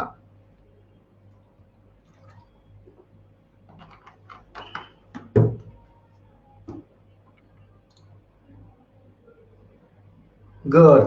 ইফা দ্বারা তিথি, উনি ঠিক বলেছেন, the sky is flying over our head, যদি সম্ভব হয়, যদি সম্ভব হয় তাহলে the sky is flying our head এভাবে লিখতে হবে। আচ্ছা এখন শুনেন, এখন শুনেন, যা যা বলছি সব বুঝছেন না এটা বলেন, হ্যাঁ অথবা না, যা যা বলছি সব বুঝছেন না? হাবিব, অ্যাবাব গতিশীলে হবে না, গতিশীলে সবসময় ওভার, অ্যাবাব সবসময় স্থিতিশীলে হবে এবং দূরত্ব অনেক বেশি হবে। আর গতিশীল হলে ওভার লিখতে হবে। বিলো কখন হবে আমি আসবো, ওয়েট করেন, আগে এতক্ষণ যা বলেছি সেগুলোর কথা বলেন, এতক্ষণ যা বলেছি সেগুলো বলেন, ক্লিয়ার কিনা?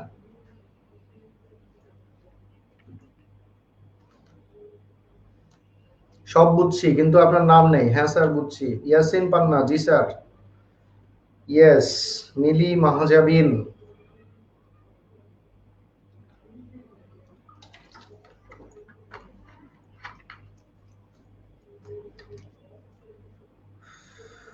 ঠিক আছে, ঠিক আছে, তাহলে পরের প্রসঙ্গে যাব।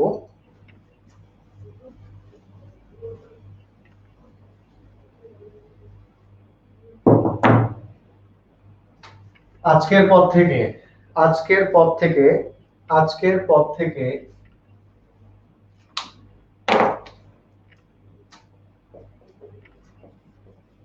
ফর্ম ফিল আপ, এটা বলবেন না। আজকের পর থেকে ফর্ম ফিল আপ বলবেন না। কেন বলবেন না, কি করবেন না, এটা বলবেন না বলার সাথে সাথে চোখ বড় বড় করে আমার দিকে তাকাবেন না, হ্যাঁ? তারপর এরকম করে চোখ বড় করে তাকাবেন না। বলবেন না স্যারে বলছে, ঠিক আছে মেনে নিলাম, মেনে নেন যে আজকের পর থেকে আমরা ফর্ম ফিল আপ বলবো না। কেন বলবো না পরে আসতেছি, আমি বলছি মানে তো আমি ব্যাখ্যা করবো। চোখ বড় বড় করে তাকানোর কিছু নাই, একেবারে হা হুতাশ করার কিছু নাই, relax relax. Form fill up বলবেন না, কেন বলবেন না বলছি। যদি কোনো কিছু সম্পূর্ণরূপে সম্পূর্ণ সম্পূর্ণ পরিপূর্ণ করা বোঝায়, সম্পূর্ণরূপে কোনো কিছুকে যদি পরিপূর্ণ করা বোঝায়, তাহলে ফিলের পরে আমরা কোনো প্রিপোজিশন ব্যবহার করি না। ফিলের পরে নো প্রিপোজিশন, নো প্রিপোজিশন। কোনো কিছু সম্পূর্ণরূপে পূরণ করা বোঝালে ফিলের পর নো প্রিপোজিশন, কোনো প্রিপোজিশন হয় না। ধরেন এটা একটা বোতল, এই বোতলে এখানে হালকা পানি আছে, ধরে নেন যে এই বোতলে কোনো পানি নাই, একেবারে কোনো পানি নাই, এই বোতলটা পুরাই খালি, হ্যাঁ, কোনো পানি নাই। তাহলে এই বোতলটা সম্পূর্ণরূপে পরিপূর্ণ করব যদি এরকম হয়, তাহলে ফিল শব্দটার পরে কোনো প্রিপোজিশন হবে না। আমি আবার বলছি, ফিল শব্দটার পরে কোনো প্রিপোজিশন হবে না যদি সম্পূর্ণরূপে পরিপূর্ণ করা বোঝায়। এটা একটা বোতল, এটা সম্পূর্ণরূপে পরিপূর্ণ করা বোঝালে ফিলের পরে আমরা কোনো প্রিপোজিশন ব্যবহার করব না। বাট যদি আংশিক পূরণ করা বোঝানো হয়, আংশিক, যদি আংশিক পূরণ করা বোঝানো হয় অথবা তথ্য দ্বারা পূরণ করা বোঝানো হয়, আংশিক অথবা তথ্য দ্বারা পূরণ করা বোঝালে ফিল শব্দটার পরে আমরা ইন ব্যবহার করি। আমি আবার বলছি, কোনো কিছু সম্পূর্ণরূপে পরিপূর্ণ করা বোঝালে ফিলের পরে কোনো প্রিপোজিশন হয় না। আমি আবার বলছি, সম্পূর্ণরূপে কোনো কিছু পরিপূর্ণ করা বোঝাতে ফিলের পরে কোনো প্রিপোজিশন হয় না, no preposition is applicable here. But যদি কোনো কিছু আংশিক পূরণ করা অথবা তথ্য দিয়ে পরিপূর্ণ করা বোঝায়, তাহলে ফিলের পরে ইন লিখতে হয়।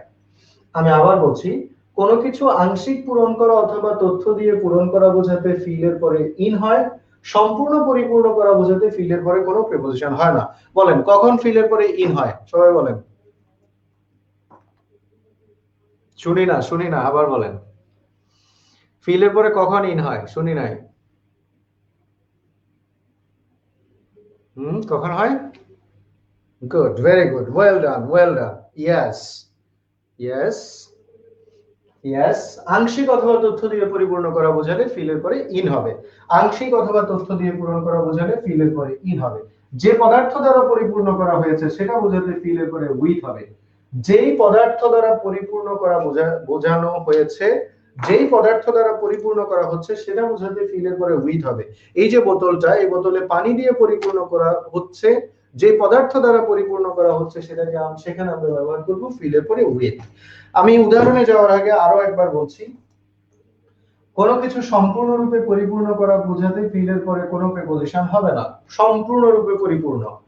আংশিক পরিপূর্ণ করা অথবা তথ্য দিয়ে পরিপূর্ণ করা বোঝালে ফিলের পরে ইন হবে। যে পদার্থ দিয়ে পরিপূর্ণ করা বোঝানো হচ্ছে সেই পদার্থ বোঝানোর ক্ষেত্রে সেই পদার্থের আগে আমরা ব্যবহার করব উইথ। এখন এক্সাম্পলে যাই, মুখস্থ হয়েছে না কথাটা, মুখস্থ হয়েছে না সবার কথাটা। আংশিক অথবা তথ্য দিয়ে পূরণ করা বোঝালে ফিলের পরে ইন হয়, আংশিক অথবা তথ্য দিয়ে পূরণ করা বোঝাতে ফিলের পরে ইন হয়, সম্পূর্ণ পরিপূর্ণ করা বোঝাতে ফিলের পরে নো প্রিপোজিশন, কোনো প্রিপোজিশন হয় না।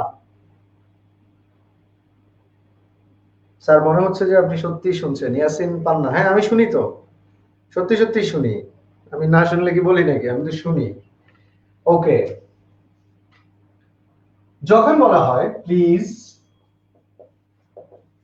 Feel dash the jar,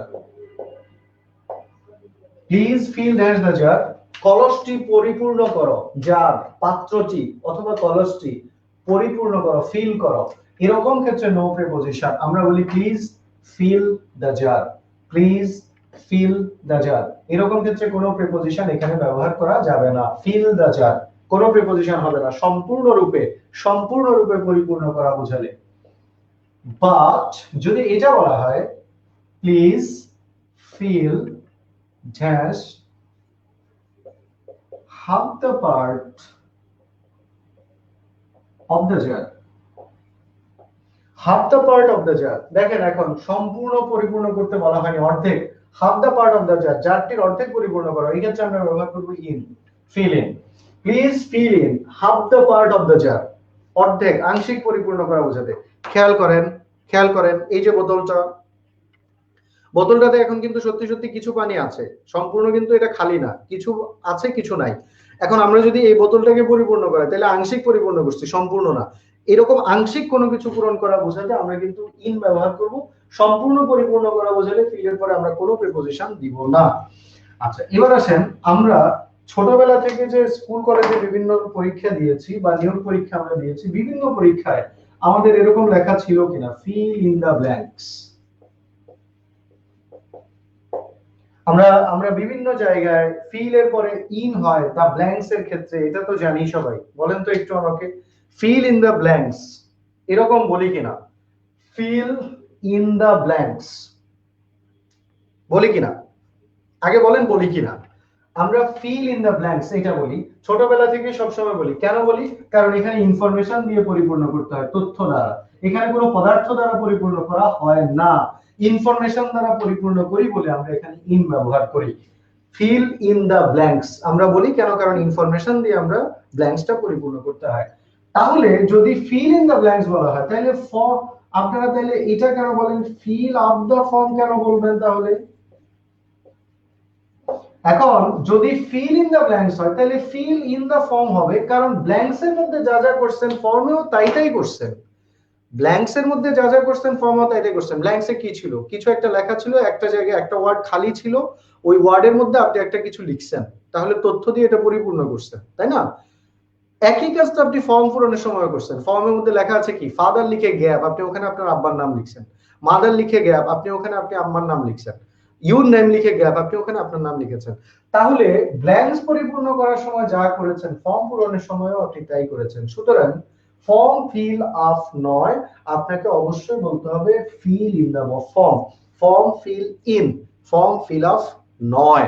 forget about that. Form fill up সঠিক নয়, কারেক্ট ইংলিশ নয়। এখন আপনি আমাকে প্রশ্ন করতে পারেন যে স্যার, আমরা যদি আজকে বাসায় যাই, ওই যে একজন বলেছে আমার আম্মু আমার পাশে এখন শুনতেছে, যেমন টিচার তেমন ছাত্রী, ছাত্রছাত্রী বলতেছে নাকি। এখন আপনার আম্মা যদি এটা শুনে যে আজকে আপনার টিচার আপনাকে বলছে যে ফর্ম ফিল আপ হবে না, তাহলে আপনাকে তো হয়তো বাসায় থাকতে দিবে না। হ্যাঁ, অথবা আপনি কোথায় যাই যদি বলেন ফর্ম ফিল আপ না, বলতে হবে ফর্ম ফিল ইন, তাহলে ঝামেলা করবেন। সেক্ষেত্রে একটা ব্যাখ্যা শুনেন। দেখেন, আমি আপনাদেরকে গত ক্লাসে একটা জিনিস দেখিয়েছিলাম, বলেছিলাম যে ডিনার, ডিনার মানে আপনারা সবাই বলেছিলেন রাতের খাবার, মানে আমি বলেছিলাম যে ডিনার মানে the best meal of your day. এবং আপনারা কেউ যদি বাসায় চেক করে থাকেন অক্সফোর্ড ডিকশনারি, তাহলে হয়তো আপনারা দেখেছেন ডিনার মানে কিন্তু the best meal of your day. এখন কথা হচ্ছে, আমরা বাঙালিরা কি বলি? আমরা বাঙালিরা বলি যে ডিনার মানে হচ্ছে রাতের খাবার। তাহলে এটা আমাদের লোকাল ডায়ালেক্ট, লোকাল ফসিলাইজেশন। বুঝেন কিনা আপনারা যারা ইংলিশে পড়েছেন, ল্যাঙ্গুয়েজে বা লিটারেচারে পড়েছেন, ল্যাঙ্গুয়েজ ফসিলাইজেশন বুঝেন, বুঝতে পারেন। ল্যাঙ্গুয়েজ কিন্তু মাঝে মাঝে ফসিল হয়ে যায়। আই মিন, যারা সাইকোলিঙ্গুইস্টিক্স পড়েছেন, ইংলিশে যারা সাইকোলিঙ্গুইস্টিক্স পড়েছেন অথবা সোশিও লিঙ্গুইস্টিক্স পড়েছেন, তারা ল্যাঙ্গুয়েজ ফসিলাইজেশন পড়েছেন। এখন ফর্ম ফিল আপের টাকা নিয়ে এতদিন তাহলে করলো কি ওরা? আচ্ছা, আগে শুনে নেন পুরো ব্যাখ্যাটা, শুনে নেন, তাহলে মানে মনে থাকবে এবং বুঝতে পারবেন। আচ্ছা, তাহলে তাহলে দেখেন, কি বলতেছিলাম, ও ল্যাঙ্গুয়েজ ফসিলাইজেশন হয়। যেমন দেখবেন আপনাদের, আমাদের বাংলাদেশের এক এক অঞ্চলের মানুষের এক এক ধরনের টোন, মানে এক এক ধরনের সাউন্ডের প্রবণতা বেশি। আপনি খেয়াল করে দেখবেন যে চিটাগং এর একটা ছেলে যখন কথা বলে, রাজশাহীর একটা ছেলে যখন কথা বলে, সিলেটের একটা ছেলে যখন কথা বলে, আপনি টোন দেখে কিন্তু ম্যাক্সিমাম ক্ষেত্রে, অনেকের ক্ষেত্রে এটা বোঝা যায় না, তো ম্যাক্সিমাম ক্ষেত্রে কিন্তু আপনি টোন দেখে বুঝতে পারবেন যে he is from Noakhali, he is from Chittagong, he is from Rajshahi, এটা দেখে বোঝা যায়। তো এটাকে বলা হয় ল্যাঙ্গুয়েজ ফসিলাইজেশন। এবং এটাকে টু সাম এক্সটেন্ট কোথাও কোথাও এটাকে আমরা ডায়ালেক্ট বলে থাকি। এখন এখন দেখেন, ইংলিশে বলেছে ডিনার মানে the best meal of your day. এখন বাঙালিরা আমরা আমাদের লোকাল ডায়ালেক্ট হিসেবে কি ব্যবহার করছি? আমরা আমাদের লোকাল ল্যাঙ্গুয়েজ কিংবা লোকাল ডায়ালেক্ট হিসেবে আমরা ব্যবহার করছি ডিনার মানে রাতের খাবার। এটা আমাদের এখানে ঠিক আছে, বাট আমরা যদি ইন্টারন্যাশনাল ইংলিশ মেনে চলি তাহলে ঠিক নাই, কারণ ইন্টারন্যাশনাল ইংলিশে বলেছে ডিনার মানে রাতের খাবার নয়। ঠিক আছে? এখন এখন এখন আরেকটা কথা বলি, যেমন রাজশাহী কি বলে, বরিশালের ছেলেদেরকে বোধহয় সোল বলা হয়, চিটাগংয়ে চিটাগংয়ে কি বলে? আই এম নট শিওর চিটাগংয়ে কি বলে। নোয়াখালীতে বলা হয় হোলা। হুম। তারপরে এইভাবে বিভিন্ন জায়গায় ছেলেদেরকে বিভিন্ন ধরনের ল্যাঙ্গুয়েজে ডাকা হয়, মেয়েদেরকে ডাকা হয়, বিভিন্ন ভাবে আমরা লোকাল ল্যাঙ্গুয়েজ ব্যবহার করি। তাহলে সেটা তো আমাদের লোকালি একটা বিষয়, লোকালি ব্যাপার। ঠিক আছে। তাহলে এখন কেউ যদি বলে যে স্যার আমাদের আমাদের তো ফর্মের মধ্যে লেখা থাকে ফর্ম ফিল আপ, আমরা তো আমরা তো আমরা তো স্যার সব জায়গায় ফর্ম ফিল আপই দেখেছি। তাহলে ঠিক আছে, আপনার আমাদের লোকাল ল্যাঙ্গুয়েজ হিসেবে আমাদের নোয়াখালীর বিভাগ চাই, একজন নোয়াখালী বিভাগ চাই, এগুলা এইখানে বলার কোনো কথা? আচ্ছা, তাহলে আমরা যদি বলি যে আমরা আমাদের দেশে তো ফর্ম ফিল আপ বলেই চলছি, ঠিক আছে, আমরা আমাদের দেশে ফর্ম ফিল আপ বলেই চলি, এটা আমাদের local language, local dialect, local fossilisation. Form fill up আমাদের নিজস্ব কথা, কিন্তু আপনি যদি ইংলিশ মেনে চলেন তাহলে এটা কারেক্ট না, কারণ ইংলিশে ফর্ম ফিল আপ বলা হয়নি, ইংলিশে বলা হয়েছে form fill in. Form fill in কোথায় পাবেন? অক্সফোর্ড ডিকশনারিতে, বাসায় গিয়ে খুঁজলেই পাবেন, অক্সফোর্ড ডিকশনারিতে এটা লেখা আছে। অথবা রেমন মরফির একটা বই আছে, আমরা একটু পরে লিস্টটা দেখাবো, সেইখানেও আপনারা পাবেন, বলা হয়েছে form fill in, form fill up নয়। এবং এবং এবং আপনারা চাইলে আউট ব্যবহার করতে পারেন, ফর্ম ফিল আউট, কিন্তু ফর্ম ফিল আপ নয়। বলবেন ফর্ম ফিল ইন অথবা বলবেন form fill up, sorry form fill out. হ্যাঁ, আপনারা এর মধ্যে কি লিখে শুরু করছেন?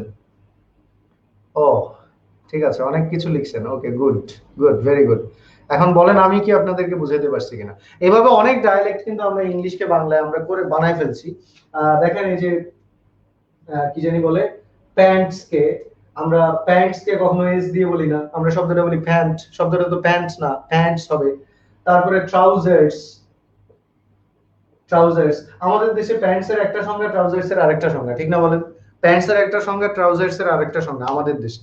কিন্তু কিন্তু কিন্তু ইংলিশে বলা হয়েছে there is no difference between pants and trousers. এক দেশে মানে ব্রিটেনে প্যান্ট বলা হয় আর আমেরিকাতে ট্রাউজার বলা হয়, নাথিং এলস। সো এখন ইংলিশ মেনে চললে কত সমস্যা আছে, কারণ এটার মধ্যে কোনো পার্থক্য নাই, ইংলিশে বলা হয়েছে। আর আমরা যদি বলি যে আমাদের লোকাল ল্যাঙ্গুয়েজে ঠিক আছে, তাহলে ঠিক আছে, লোকালি আমরা এইভাবেই বলি। ঠিক আছে, আমার কথা কি বুঝতে পেরেছেন? এখন দয়া করে এই প্রশ্ন করবেন না তাহলে যে স্যার, যেমন বিকেলে একজন প্রশ্ন করেছে যে স্যার আমার ছেলের পরীক্ষা হয়েছে, সেখানে পরীক্ষার মধ্যে বলা হয়েছে ফিল আপ দা ফর্ম, নাকি ওনার ছেলের ফর্ম ফিল আপে বলা হয়েছে ফিল আপ দা ফর্ম।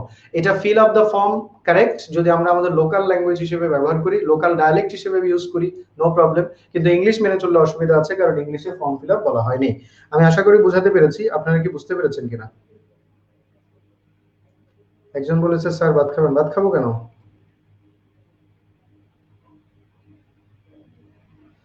এখন বলেন, আচ্ছা এখন বলেন হ্যাঁ, yes Habib, it's called fossilisation, language fossilised হয়েছে এখানে।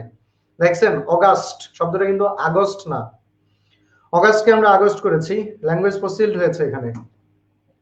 এইভাবে আর কি, এইভাবে যদি মনে করেন তাহলে এটা ঠিক আছে, বাট আদারওয়াইজ ইংলিশ মেনে চললে ঠিক নেই।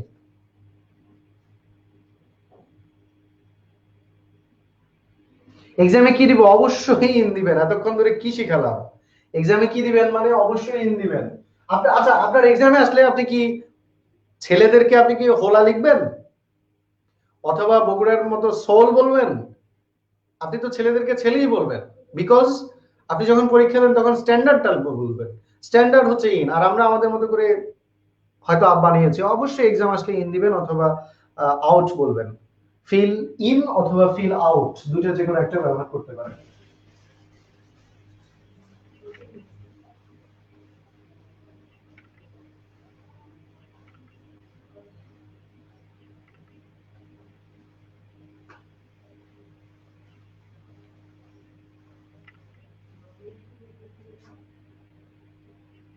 বুঝছি স্যার, কিন্তু কখনো অন্য স্যার এই ভুল কখনো ধরাই দেয় নাই। আচ্ছা, তাহলে আমাকে থ্যাংক ইউ বলেন।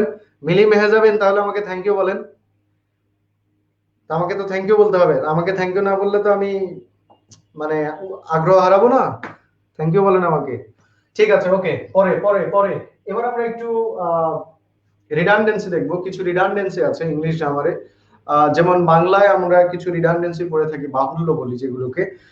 যেমন ফিল উইথ দ্য এক্সাম্পল দিব। আচ্ছা, he filled the tank with oil oil. He fill the tank with oil, তেল দিয়ে ট্যাঙ্কটি পরিপূর্ণ করেছে বা তেল দিয়ে ট্যাঙ্কটি ভরিয়েছে, পরিপূর্ণ করেছে, এই ক্ষেত্রে উইথ অয়েল। যে পদার্থ দিয়ে পরিপূর্ণ করা হয়েছে সেই পদার্থ দিয়ে যে পদার্থ দিয়ে পরিপূর্ণ করা হয়েছে তার আগে আমরা উইথ ব্যবহার করি। স্যার ফিল আউট এর নিয়মটা আবার বলবেন।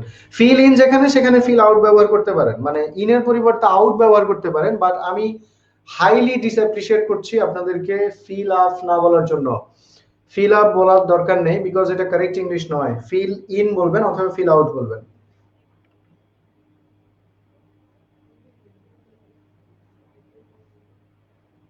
জি জি জি, আপনারাও বলেন। হ্যাঁ ঠিক আছে, আপনারাও বলেন।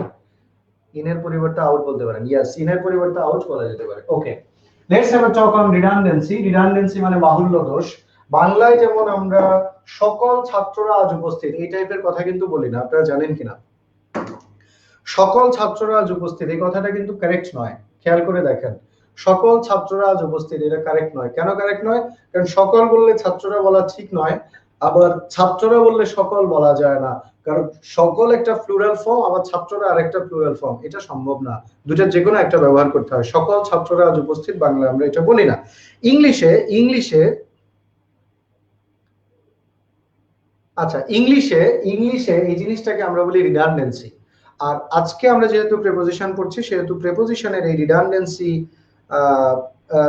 রিডান্ডেন্সিটা আমরা একটু স্টাডি করার চেষ্টা করি। প্রথমে কিছু এক্সাম্পল দিচ্ছি, খুব দ্রুত খেয়াল করেন। The man has entered into the house. The man has entered into the house. Enter এর পরে into হবে না, এন্টারের পরে ইনটু হবে না। ব্যাখ্যা করছি, খেয়াল করেন। এন্টার শব্দটার মানে হচ্ছে, এন্টার শব্দটার মানে হচ্ছে কাম ইনটু। এন্টার শব্দটার মানে হচ্ছে কাম ইনটু, অর্থাৎ কাম ইনটুকে একসাথে কনসাইজ করে বলা হয়েছে এন্টার। আমার সাথে বলেন, এন্টার মানে কাম ইনটু। বলেন বলেন, এন্টার মানে কাম ইনটু। এন্টার মানে কি বলেন? এন্টার মানে কাম ইনটু। এন্টার মানে কি? এন্টার মানে হচ্ছে কাম ইনটু। তাহলে এন্টারের মধ্যে একটা ইনটু আছে, কারণ এন্টার মানে তো কাম ইনটু। এই জন্য এন্টার শব্দটা লেখার পরে তারপরে ইনটু ব্যবহার করা যাবে না। আমি আবার বলছি, এন্টার ভার্বটির পরে ইনটু ব্যবহার করা যাবে না। আমরা বলবো the man has entered the house. The man has entered the house, not into the house. আবার বলছি, খেয়াল করেন। The man has entered the house, not into the house. Entered into the house বলা যাবে না, কারণ এন্টারের মধ্যে অলরেডি ইনটু আছে। কাম এন্টার মানে কাম ইনটু। ভালো করে মাথায় নেন, এন্টারের পরে ইনটু ব্যবহার করা যাবে না। এন্টার মানে প্রবেশ করা। প্রবেশ করা বোঝালেই আমরা গতিশীলতা বুঝাই। ফলে প্রবেশ করা, কোথাও প্রবেশ করা বোঝালে এন্টারের পরে ইনটু ব্যবহার করা যাবে না। আমি আবার বলছি, প্রবেশ করা বোঝাতে এন্টারের পর ইনটু ব্যবহার করা যাবে না। বাট যদি অন্য কোনো অর্থ প্রদান করেন, যেমন ধরেন এন্টার দ্বারা যদি আপনি এগ্রিমেন্ট বুঝান, অথবা এন্টার দ্বারা যদি আপনি ডিবেট বুঝান, অথবা আপনি যদি এন্টার দ্বারা ডিসকাশন বুঝান, অথবা এন্টার দ্বারা যদি আপনি থিংকিং বুঝান, থট বুঝান অথবা থিংকিং বুঝান, তাহলে এন্টারের পরে বাধ্যতামূলকভাবে ইনটু লিখতে হবে। আপনারা মোটামুটি এলোমেলো আছেন মনে হচ্ছে, একটু ঠিকঠাক হন, রিল্যাক্স রিল্যাক্স। একটু খেয়াল করেন, আমরা বলেছি এন্টার ভার্বটার পরে সাধারণত ইনটু ব্যবহার করা যাবে না। এন্টার ভার্বটির পরে সাধারণত ইনটু ব্যবহার করা যাবে না, কারণ এন্টার মানে কাম ইনটু। প্রবেশ করা বোঝাতে এন্টারের পরে আমরা ইনটু ব্যবহার করব না। তবে তবে এন্টারের পরে ইনটু ব্যবহার করব অন্য কোনো অর্থে। কোন অর্থে? যদি এগ্রিমেন্ট বোঝায়, যদি ডিবেট বোঝায়, যদি ডিসকাশন বোঝায়, যদি থিংকিং বোঝায়, চুক্তি বোঝায়, বিতর্ক বোঝায়, আলোচনা বোঝায়, চিন্তা ভাবনা বোঝায়, তাহলে আমরা এন্টারের পরে ইনটু ব্যবহার করব।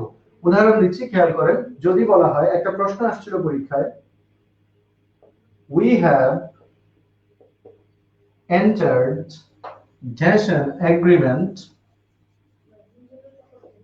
with Simon Co-operative Society. We have entered dash an agreement with Simon Co-operative Society. Option A in, option B into, option C at, option D none of this. কি হবে তাড়াতাড়ি উত্তর দেন। We have entered an agreement with Simon Cooperative Society. We have entered into an agreement. We have entered an agreement with Simon Cooperative Society.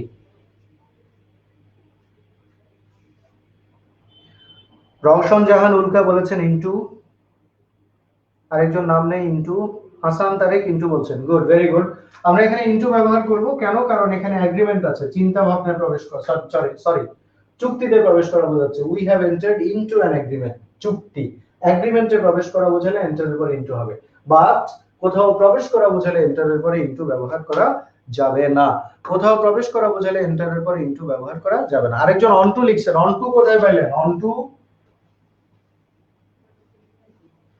আরেকবার একটু আমি মুছতে মুছতে আমার সাথে বলেন।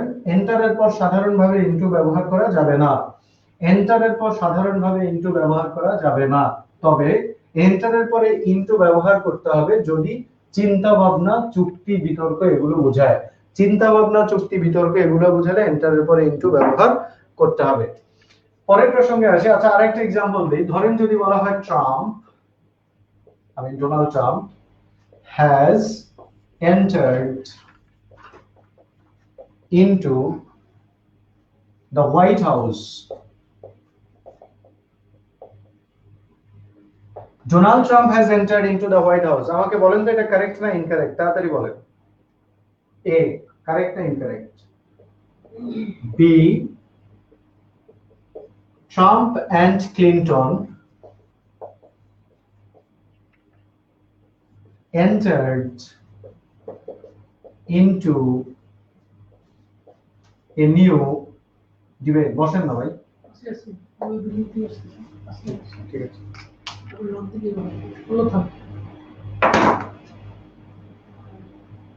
এ কি বি কি? এর উত্তর কি, বি এর উত্তর কি? লিখেন সবাই তাড়াতাড়ি। এই আপনার কাজ কি শেষ?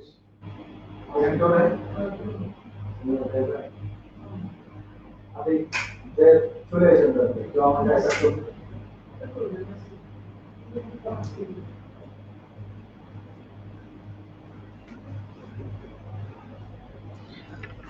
Incorrect, B correct. আচ্ছা ঠিক আছে, গুড, ওয়েল ডান। কি বলছে সে? তখন কোনো প্রিপোজিশন বসবে নাকি ব্ল্যাঙ্ক হবে? ব্ল্যাঙ্ক হবে। এন্টারের পরে সেক্ষেত্রে ব্ল্যাঙ্ক হবে, কোনো প্রিপোজিশন হবে না। ওকে, তাহলে প্রথমটা ভুল। Trump has entered into the White House নয়, আমরা বলবো Trump has entered the White House, not into. Trump has entered the White House, into বলা যাবে না, এন্টার দ্য হোয়াইট হাউস। আর এটা দেখেন, Trump and Clinton entered into a new debate. New debate, নতুন বিতর্ক, বিতর্ক প্রবেশ করা বোঝাচ্ছে, দ্যাটস ওয়াই এন্টারের পর ইনটু লিখতে হবে। বাট আমরা যখন বলছি Trump has entered the White house, সেক্ষেত্রে আমরা ইনটু ব্যবহার করব না। তাহলে কোথাও গতিশীল অবস্থায় প্রবেশ করা বোঝাতে এন্টারের পর ইনটু ব্যবহার করা যাবে না। কোথাও গতিশীল অবস্থায় প্রবেশ করা বোঝালে এন্টারের পর ইনটু ব্যবহার করা যাবে না। বাট বাট বাট যদি চিন্তা ভাবনা, চুক্তি, বিতর্ক এগুলো বোঝানো হয় তাহলে এন্টারের পরে আমরা অবশ্যই ইনটু ব্যবহার করব।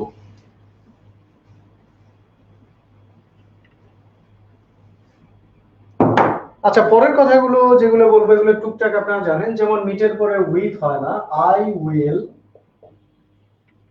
Meet with him. মিটের পরে উইথ হয় না, আপনারা এটা জানেন। টুকটাক এগুলো কিন্তু জানতে হবে আমাদেরকে। বাট মিটিং এর পরে উইথ লিখতে হয়। I have a meeting with him. Meeting এর পরে উইথ হবে, মিটের পরে উইথ হবে না, কিন্তু মিটিং এর পরে উইথ হয়। আচ্ছা, ডিসকাস এর পরে অ্যাবাউট হয়, আমি জাস্ট সিম্পলি লিখছি ডিসকাস, এর পরে অ্যাবাউট হবে না, ডিসকাস এর পরে অ্যাবাউট হবে না, ডিসকাস অ্যাবাউট না, জাস্ট ডিসকাস। কিন্তু ডিসকাশন যদি কোথাও লিখেন, ডিসকাশন যদি কোথাও লিখেন তাহলে তারপরে অ্যাবাউট লিখতে হবে। ডিসকাশনের পরে অ্যাবাউট, ডিসকাসের পরে অ্যাবাউট হবে না। আবার বলছি, ডিসকাসের পরে অ্যাবাউট হবে না, কিন্তু ডিসকাশনের পরে অ্যাবাউট লিখতে হবে। ডিসকাসের পরে অ্যাবাউট নয়, কিন্তু ডিসকাশনের পরে অ্যাবাউট হবে। রিজেম্বলের পরে, রিজেম্বলের পরে টু হবে না, রিজেম্বলের পরে টু হবে না, কিন্তু রিজেমব্লেন্স এর পরে টু হবে, রিজেম্বলের পরে টু হবে না, কিন্তু রিজেমব্লেন্স এর পরে আপনাকে টু ব্যবহার করতে হবে। এইভাবে আরো অনেক জায়গা আছে যেখানে প্রিপোজিশন হয় না বা যেখানে রিডান্ডেন্সি হয়, সেই জায়গাগুলো আমাদের শীটের মধ্যে আছে। শীটের মধ্যে বলতে আমাদের যে পিডিএফটা দেওয়া হবে ওই পিডিএফ এর মধ্যে আছে, আপনারা পেয়ে যাবেন, সেটা পড়ে নিলে অসুবিধা হবে না।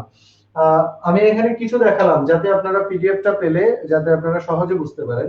এরকম আরো কিছু জায়গা আছে যেখানে প্রিপোজিশন হয় না, সেটা আমরা পিডিএফ আকারে আপনাদেরকে যেটা দেওয়া হবে সেখানে দেওয়া আছে, সেটা পড়ে নিলে আপনারা বাকিগুলো বুঝে যাবেন।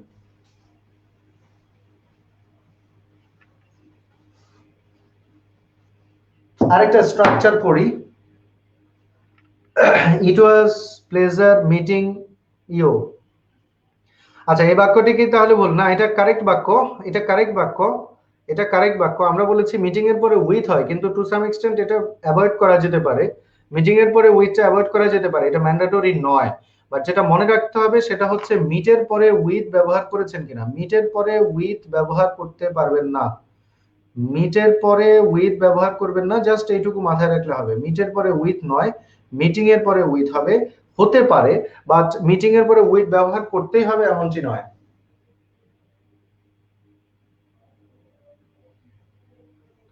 কেন মিটের পরে উইথ হয় না? মিটের পরে উইথ হয় না কারণ হচ্ছে মিট মানেই কারোর সাথে সাক্ষাৎ করা, মানে মিট মানেই having a meeting with someone, মানে মিট করা মানে হচ্ছে কারোর সাথে তুমি সাক্ষাৎ করবে, কারণ মিট করবা মানে উইথ সামওয়ান, মিট করা মানে উইথ সামওয়ান। সো মিটের মধ্যে আসলে উইথ শব্দটা আছে, দ্যাটস ওয়াই মিটের পরে আবার নতুন করে উইথ লেখা যায় না। আরেকটা জিনিস একটু জেনে রাখেন, আরো দু একটা স্ট্রাকচার আমরা পড়াবো। আচ্ছা এখানে, আচ্ছা পরে আসছি সেই প্রসঙ্গে।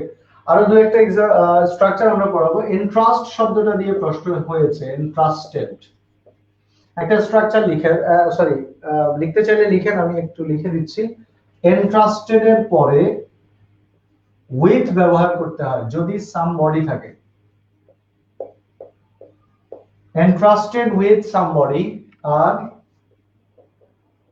এন্ট্রাস্টেড এর পরে টু হবে যদি সামথিং থাকে।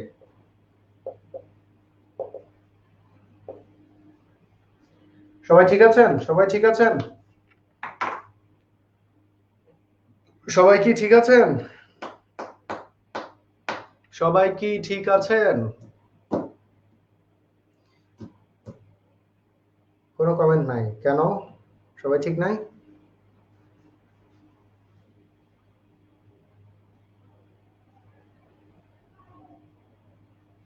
সবাই কি ঠিক আছেন? আগে বলেন, সবাই কি ঠিক আছেন? Are you okay ladies and gentleman?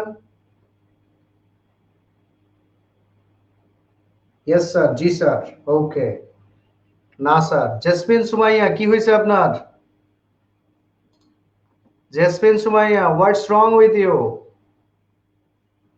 What's wrong with you? Jesmin Sumaiya, আমাকে শুনতে পাচ্ছেন? What's wrong Jesmin Sumaiya?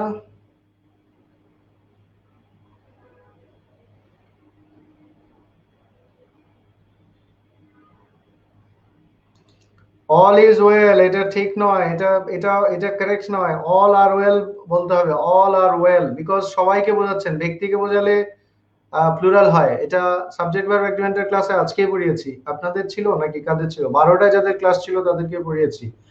All are well মানে সবাই ভালো আছে, আর অল ইজ ওয়েল মানে সবকিছু ভালো আছে। জেসমিন সুমাইয়া আনসার করছে, স্যার এত কিছু মনে থাকে না। জেসমিন সুমাইয়া, আপনাকে একটা পরামর্শ দিই, এত কিছু মনে থাকে না, শুধু আপনার না, আমাদের কারোরই মনে থাকে না। ল্যাঙ্গুয়েজ শেখার অন্যতম প্রধান শর্ত হচ্ছে listen and forget. Sumaiya, jasmine, আপনাকে বলছি লিসেন অ্যান্ড ফরগেট, এই স্ট্র্যাটেজিতে পড়বেন ল্যাঙ্গুয়েজ সবসময়। আজকে কিছু পড়বেন, পড়ে ভুলে যাবেন, ভুলে গেলে মজা পাবেন, বলবেন যে ভুলে গেছি, মজা হয়েছে, আর একটু হাসে নিবেন, কারণ ভুলে গেছেন। পরের দিন আবার পড়বেন, দেখবেন যে এক লাইন মনে থাকবে। তারপরের দিন আবার এটা পড়বেন, দেখবেন যে এবার 2 লাইন মনে থাকবে। এই পড়া জীবনেও ভুলবেন না। এটা হচ্ছে ল্যাঙ্গুয়েজ শেখার মূল মূল টার্গেট। এখন আমরা তো ছোটবেলা থেকে এমন ভাবে আমাদেরকে চাপাই দেওয়া হচ্ছে যে মানে পারি না, করি না, যায় না ইত্যাদি। কেন? আমি সবসময়, মানে সবসময় মাথায় রাখবেন, এটা ল্যাঙ্গুয়েজ মানে মাথায় আসবে, এটাকে ছেড়ে দেন, না পারলে ছেড়ে দেন। কালকে আবার ধরেন, আবার একটু নেন, আবার এইভাবে না করলে ল্যাঙ্গুয়েজ কখনো হবে না। এখন আপনারা যখন যখন আপনি আজকে মনে করেন যতগুলো রুল পড়ছেন, এই রুলগুলো থেকে মনে করেন আজকে যদি আমি জেসমিন সময় আপনাকে বিশেষ করে বলছি, মনে করেন আজকে আমি যদি 80টা রুল পড়িয়ে থাকি, এটার মধ্যে যদি আপনি 15টা রুলও মাথায় রাখতে পারেন, এনাফ, অনেক। 10টা রুল আমি যদি মনে করেন যে 80টা যদি আজকে পড়ানো হয়, 10টাও যদি মনে রাখতে পারেন, এনাফ। যদি একটাও মনে না থাকে, নো প্রবলেম। এই 80টা রুল আগামীকাল আপনি আবার পড়েন, আবার যদি রিভাইজ করেন, দেন 10টা অটোমেটিক্যালি মাথায় গেঁথে যাবে, 5টা অটোমেটিক্যালি মাথায় গেঁথে যাবে। এইভাবে এইভাবে আপনি 10 দিন 15 দিন নতুন নতুন পড়া তো পড়বেন, তার পাশাপাশি আগের গুলোকে রিভাইজ করতে থাকেন, জীবনেও ভুলবেন না, জীবনেও কোনো সমস্যা হবে না, দেখবেন যে পড়তে আরো মজা লাগছে, আরো আনন্দ হচ্ছে। ফেড অন, ফেড অন মানে কোনো কিছুর উপরে খেয়ে বেঁচে থাকা। আচ্ছা বলবো, ওকে যাই হোক, ঠিক আছে ঠিক আছে ঠিক আছে, আমরা যেখানে ছিলাম, কই ছিলাম, ইন্টারেস্টেড ছিলাম। ইন্টারেস্টেড ছিলাম, ইন্টারেস্টেড উইথ সামবডি, খেয়াল করেন, interested with somebody, interested to something. Somebody মানে কোনো ব্যক্তি, ব্যক্তির ক্ষেত্রে ইন্টারেস্টেড উইথ হয়, মনে মনে বলেন, ব্যক্তির ক্ষেত্রে ইন্টারেস্টেড উইথ হয়, বস্তুর ক্ষেত্রে ইন্টারেস্টেড টু হয়। আমি আবার বলছি, সবাই খেয়াল করেন,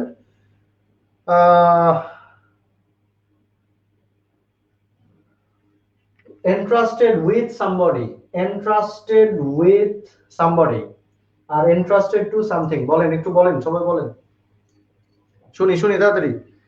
entrusted, entrusted with something, entrusted with, sorry sorry আমি উল্টা লিখছি, এটা ভুল হয়েছে, সরি সরি, এক্সট্রিমলি সরি, এটা উল্টাটা লেখা হয়েছে, আমি দুঃখিত, আমি দুঃখিত, রুলটা উল্টা লেখা হয়েছিল, রুলটা উল্টা লেখা হয়েছিল, ঠিক করছে এখন। entrusted to somebody R entrusted with something, entrusted with something R entrusted to somebody। আমি প্রথমে ভুল লিখেছিলাম, ঠিক করে দিয়েছি। entrusted এর পরে something থাকলে, entrusted এর পরে something থাকলে with হবে, আর entrusted এর পরে somebody থাকলে to হবে। একটা एग्जांपल দিচ্ছি, খেয়াল করেন।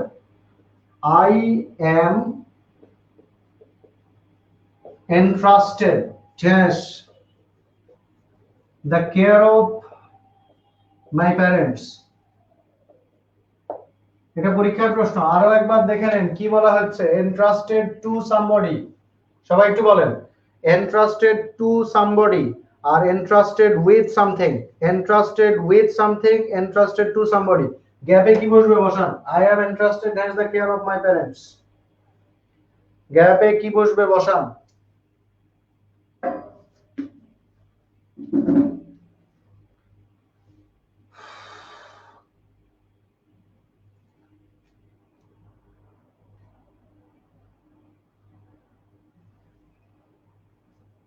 গ্যাপে বসান, কি বসবে, এই গ্যাপটার মধ্যে কি বসবে বসান, I am entrusted as the care of my parents।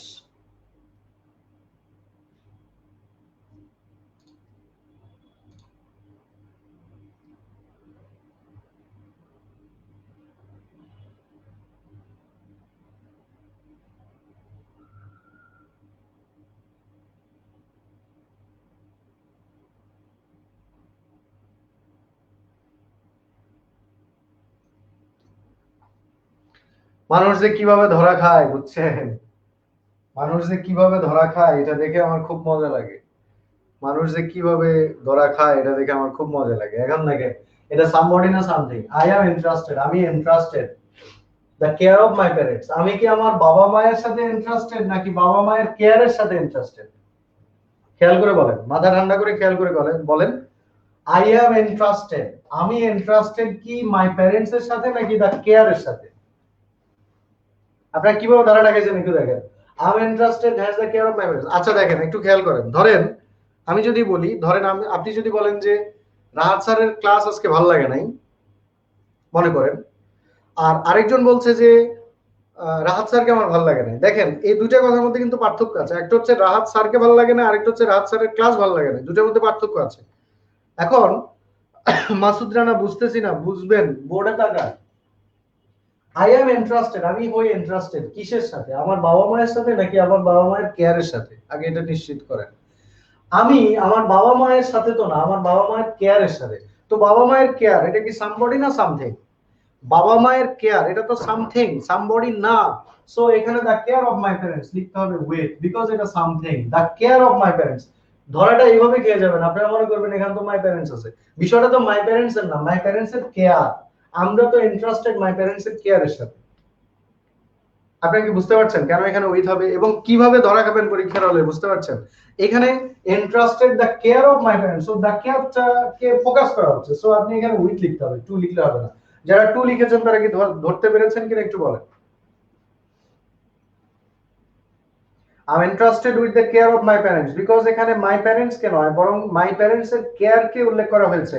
My parents এর কেয়ারের সাথে ইন্টারেস্টেড বোঝানো হচ্ছে, দ্যাটস ওয়াই এখানে উইথ ব্যবহার করতে হবে। যারা টু লিখেছেন তারা কি ক্লিয়ার হতে পেরেছেন কিনা?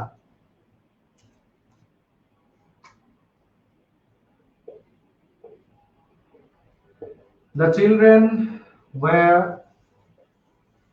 not entrusted that's the politics. The children were not entrusted hence the politics with naki two. The children were not entrusted hence the politics with na two.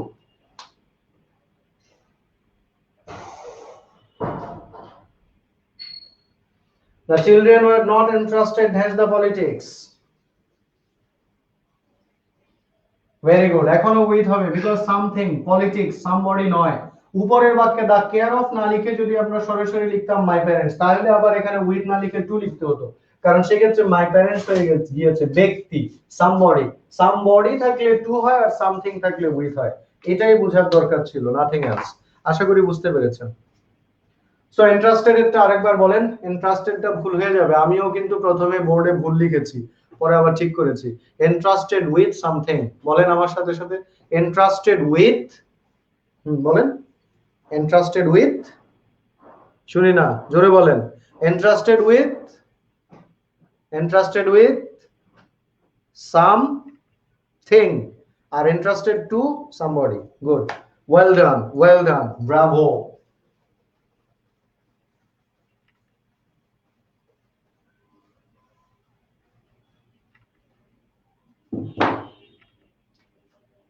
আচ্ছা আরেকটা কথা সেটা হলো আজকে সকালে এবং আজকে দুপুরে আমরা গুগল মিটে কিছু করি নাই।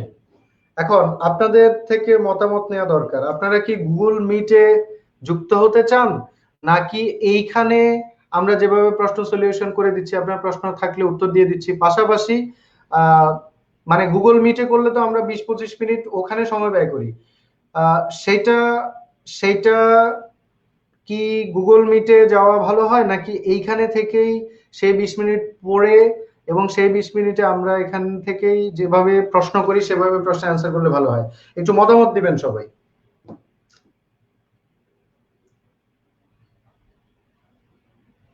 না স্যার চাই না, একজন বলছে না স্যার চাই না, বাকিদের কি মত?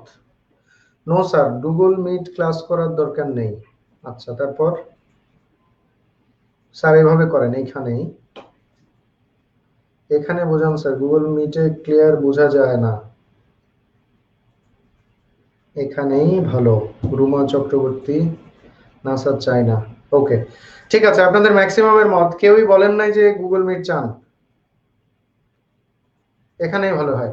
ঠিক আছে, তাহলে তাহলে তাহলে আমরা এখানেই সব সলভ করছি এবং এখানেই প্রশ্ন আপনারা অলরেডি যা যা করেছেন আমি উত্তর দিচ্ছি, প্লাস আরো যদি প্রশ্ন থাকে বলবেন, এখানে উত্তর দিব। আমি মনে রাখবো এবং কর্তৃপক্ষকে নোট রাখতে বলবো যে বিসিএস এর আপনাদের এটা কততম ব্যাচ দিদার?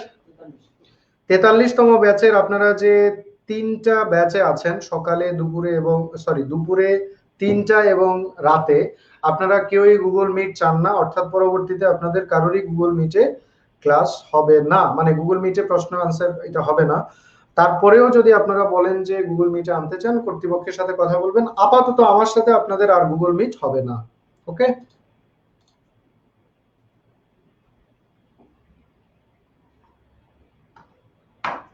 ঠিক আছে। আমার সাথে আপনাদের ব্যাচের যারা আপনারা আছেন, আমার সাথে আপনাদের ব্যাচে গুগল মিটে অ্যান্সার হবে না, বাট এখানে আমরা অ্যান্সার করব। আর যদি he fill the glass, Tania Sultana, with, he fill the glass with water, he fill the glass with water, যে পদার্থ দিয়ে পূরণ করা হয়েছে সেটার আগে আমরা উইথ ব্যবহার করি। পরের প্রসঙ্গে যাই। ইন্ট্রোডিউসড,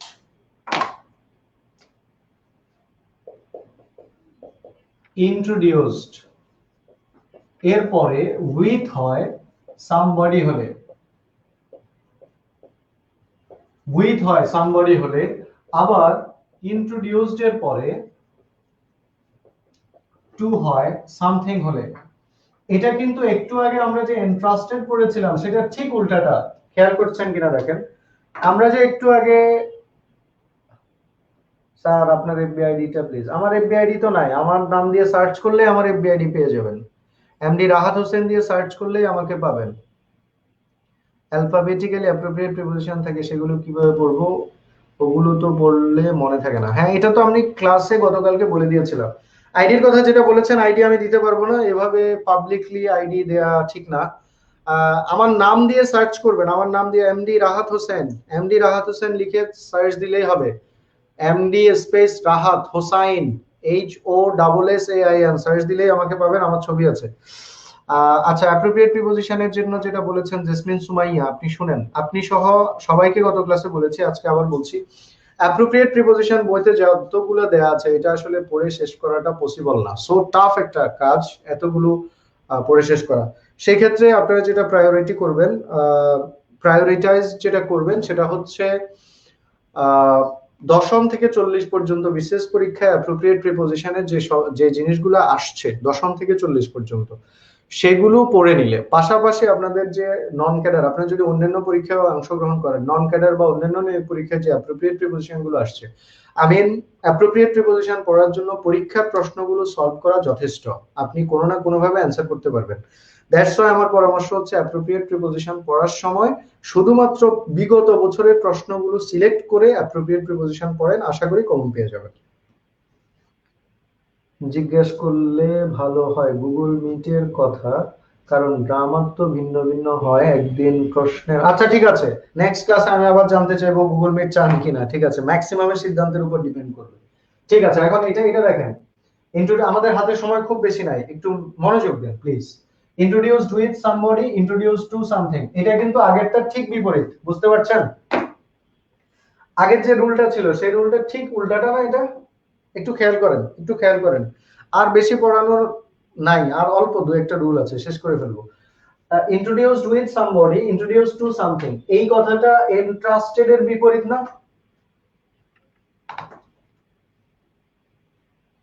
বিপরীত কিনা? এন্ট্রাস্টেড এর ক্ষেত্রে কিন্তু উল্টাটা ছিল, এন্ট্রাস্টেড উইথ ছিল সামথিং, এন্ট্রাস্টেড টু ছিল সামবডি। খেয়াল খেয়াল রাখেন, এটা খেয়াল না থাকলে কিন্তু ঝামেলা হবে। আচ্ছা, একটা প্রশ্ন আসছিল তাও পরীক্ষায়, আমাদের বিশেষ পরীক্ষায়, Wordsworth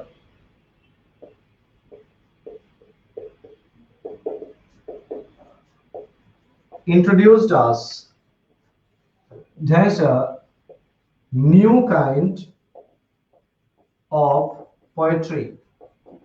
Wordsworth introduced us has a new kind of poetry. উত্তর দেন কি হবে এটা? Wordsworth introduced us has a new kind of poetry. Wordsworth introduced us has a new kind of poetry.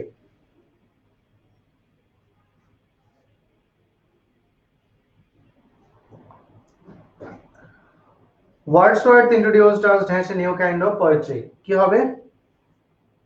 Two. Ruma Chakraborty with নয়, উইথ কেন হবে? Ruma Chakraborty with কেন হবে? Introduced with তো সামবডি, আর ইন্ট্রোডিউসড টু হচ্ছে something. So new kind of poetry, new kind of poetry কি something না somebody? New kind of poetry অবশ্যই সামথিং, সামবডি নয়, new kind of poetry, so বলতে হবে to. William Wordsworth introduced us to a new kind of poetry. বলেন আমার সাথে সাথে বলেন, সেন্টেন্সটা পড়েন। William Wordsworth introduced us to a new kind of poetry. New kind of poetry, introduce এর পরে টু লিখতে হবে। বাট আপনি যদি বলেন my father introduced me, that's my teacher, my father introduced me as my teacher, আমার বাবা আমাকে আমার শিক্ষকের সাথে পরিচয় করিয়ে দিয়েছে। এখন ব্যবহার করবেন with, because with somebody, with my teacher, to something with somebody. এবং একই সাথে আমি আবারও বলছি, কিন্তু এন্ট্রাস্টেড এর সাথে কিন্তু এটার নিয়মটাও ব্যতিক্রম। এন্ট্রাস্টেড এর ক্ষেত্রে যা, এটার ক্ষেত্রে ঠিক উল্টাটা। এবং সাধারণত কিন্তু সামবডির সাথে, ব্যক্তির সাথে কিন্তু সাধারণত আমরা উইথ লিখি যে কোনো ক্ষেত্রে, আর সামথিং বস্তুর সাথে কিন্তু আমরা টু লিখি। বাট এন্ট্রাস্টেড এর ক্ষেত্রে বিষয়টা উল্টা, এটা মাথায় রাখবেন। এন্ট্রাস্টেড এর ক্ষেত্রে বিষয়টা উল্টো। এন্ট্রাস্টেড এর ক্ষেত্রে ব্যক্তির সাথে কিন্তু টু আর বস্তুর সাথে হয় উইথ।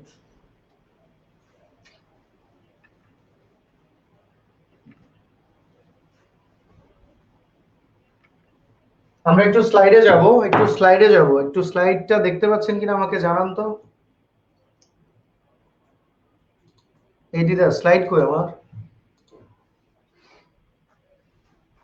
এখানে ক্লিক করছি, দেখে আসে না। এই যে এখানে শেয়ার করা নাই তো। ও 30 সেকেন্ড একটু ওয়েট করেন, স্লাইডটা একটু।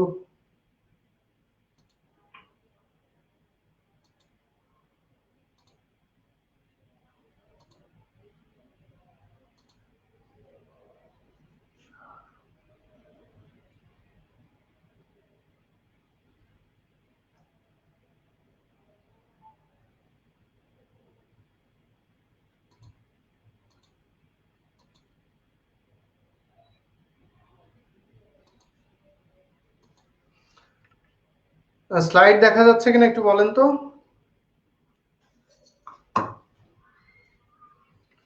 স্লাইডটা কি দেখা যাচ্ছে?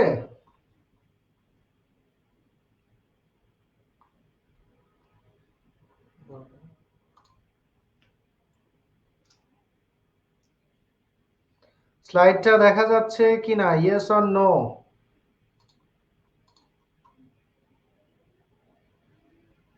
দেখা যাচ্ছে, আচ্ছা। এটা এখানে আজকে যে দুইটা ক্লাস আপনাদেরকে নেওয়া হয়েছে, আবেন প্রেপোজিশন 1 এবং 2, সেটা কোথা থেকে পড়ানো হয়েছে, রিসোর্স কি ছিল, এবং কোথা থেকে কোন অ্যাকনলেজমেন্ট থেকে দেয়া হয়েছে, পরে আমার পরে কোন অ্যাকনলেজমেন্ট থেকে দেওয়া হয়েছে সে বিষয়টা এখানে দেওয়া হয়েছে।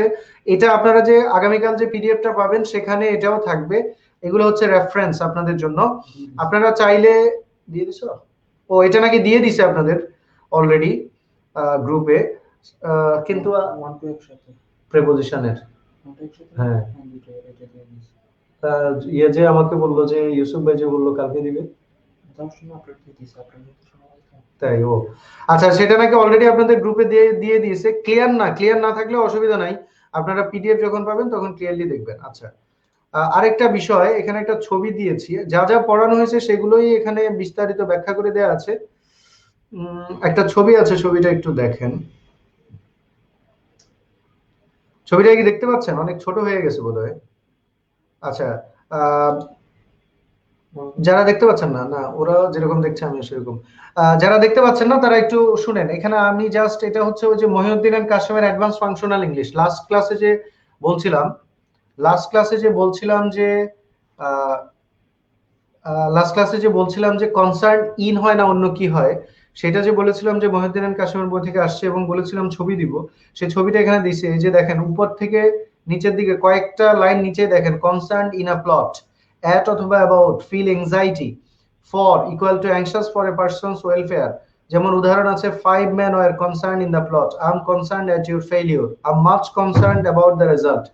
আচ্ছা, এটা এখন যদি ক্লিয়ারলি নাও দেখেন অসুবিধা নাই, এটা আপনাদের পিডিএফ আকারে আপনারা যে ফাইলটা পাবেন সেই ফাইলে দেয়া হয়েছে বা দেয়া হবে।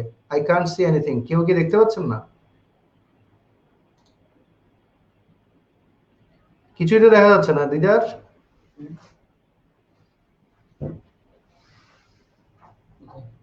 এই যে এটা এটা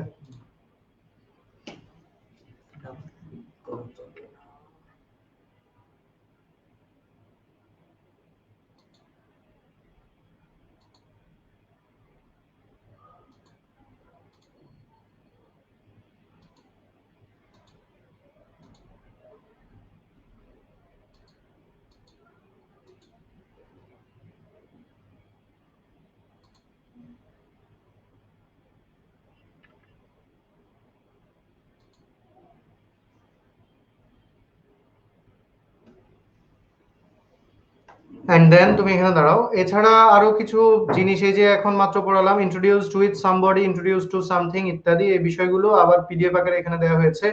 লিড বাই না লিড উইথ, এটাও আমরা পড়েছি। এখানে দেখেন সে এই স্লাইডে দেখেন at the end, when something ends, কোনো কিছু শেষ হলে আমরা অ্যাট দ্য এন্ড বলি। যেমন at the end of the month, মাসের শেষে বোঝাতে আপনি কিন্তু অ্যাট দ্য এন্ড বলবেন। কিন্তু ইন দ্য এন্ড মানে finally, we sold it at the, এটা এখানে ভুল হয়েছে, নিচের অংশে অ্যাট দ্য এন্ড নয়, এখানে ইন দ্য এন্ড হবে ফাইনালি। অর্থাৎ চূড়ান্ত ভাবে বোঝাতে ইন দ্য এন্ড, আর কোনো কিছু শেষে বোঝাতে অ্যাট দ্য এন্ড। এগুলো পড়বেন সবাই। আরেকটা ছবি দেখতে পাচ্ছেন, অনেকে দেখবেন অনেকে হয়তো দেখবেন না, বাট এটাও আপনাদেরকে ছবি আকারে দেওয়া হবে, মানে পিডিএফ এ দেওয়া হবে। এটা হচ্ছে ফোনের, দেখেন দেখা যাচ্ছে? আচ্ছা, এটা হচ্ছে ফোনের। দেখেন ফোন শব্দটার ক্ষেত্রে আমরা যেটা বলেছিলাম ওভার ফোন না বাই ফোন হয়, দেখেন by phone over the phone স্পষ্ট লেখা আছে উপর থেকে 3 নাম্বার বা 4 নাম্বার লাইনে। দেখেন they like to do business, they like to do business by phone অথবা over the phone, over the phone অথবা বাই ফোন। এগুলো দিয়েছি জাস্ট আপনারা যাতে রেফারেন্স হিসেবে ইউজ করতে পারেন, নাথিং এলস। বাসায় চেষ্টা করবেন, পড়বেন।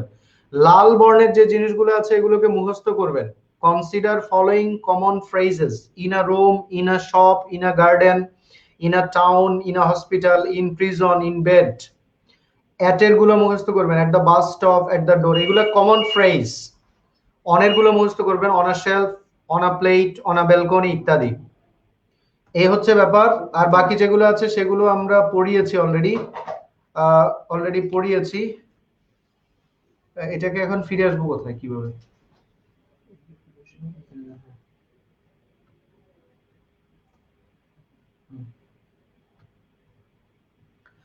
ওকে, পিডিএফটা পাওয়ার পরে সবাই অবশ্যই ভালো করে স্টাডি করবেন, সবাই ভালো করে স্টাডি করবেন। আমার আলোচনা এই পর্যন্তই। That's all for today.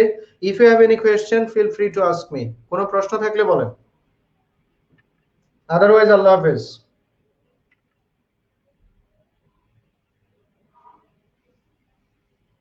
PDF কি দেওয়া হয়েছে? হ্যাঁ, পিডিএফ দেওয়া হয়েছে। স্যার প্রশ্ন আছে? প্রশ্ন আছে বলেন।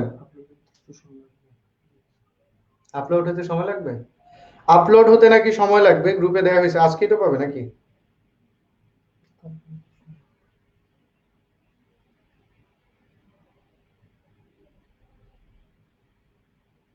আউটসাইড মানে তানিয়া সুলতানা বলছেন আউটসাইড। আউটসাইড, আউটসাইড শব্দটা, আউটসাইড মানে আউট অফ।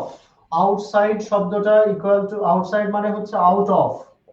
আউট অফ মানে আউটসাইড, অর্থাৎ কোথাও আউট অফ না বলে সরাসরি আউটসাইড বলা হয়। সেই জন্য আউটসাইড শব্দটা ব্যবহার করার পরে আউটসাইডের পরে আমরা অফ লিখি না, জাস্ট আউটসাইড।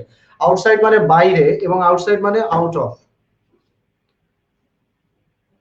অনেক অনেক ধন্যবাদ। Thank you, thank you, thank you. আল্লাহ হাফেজ। Thank you, thank you.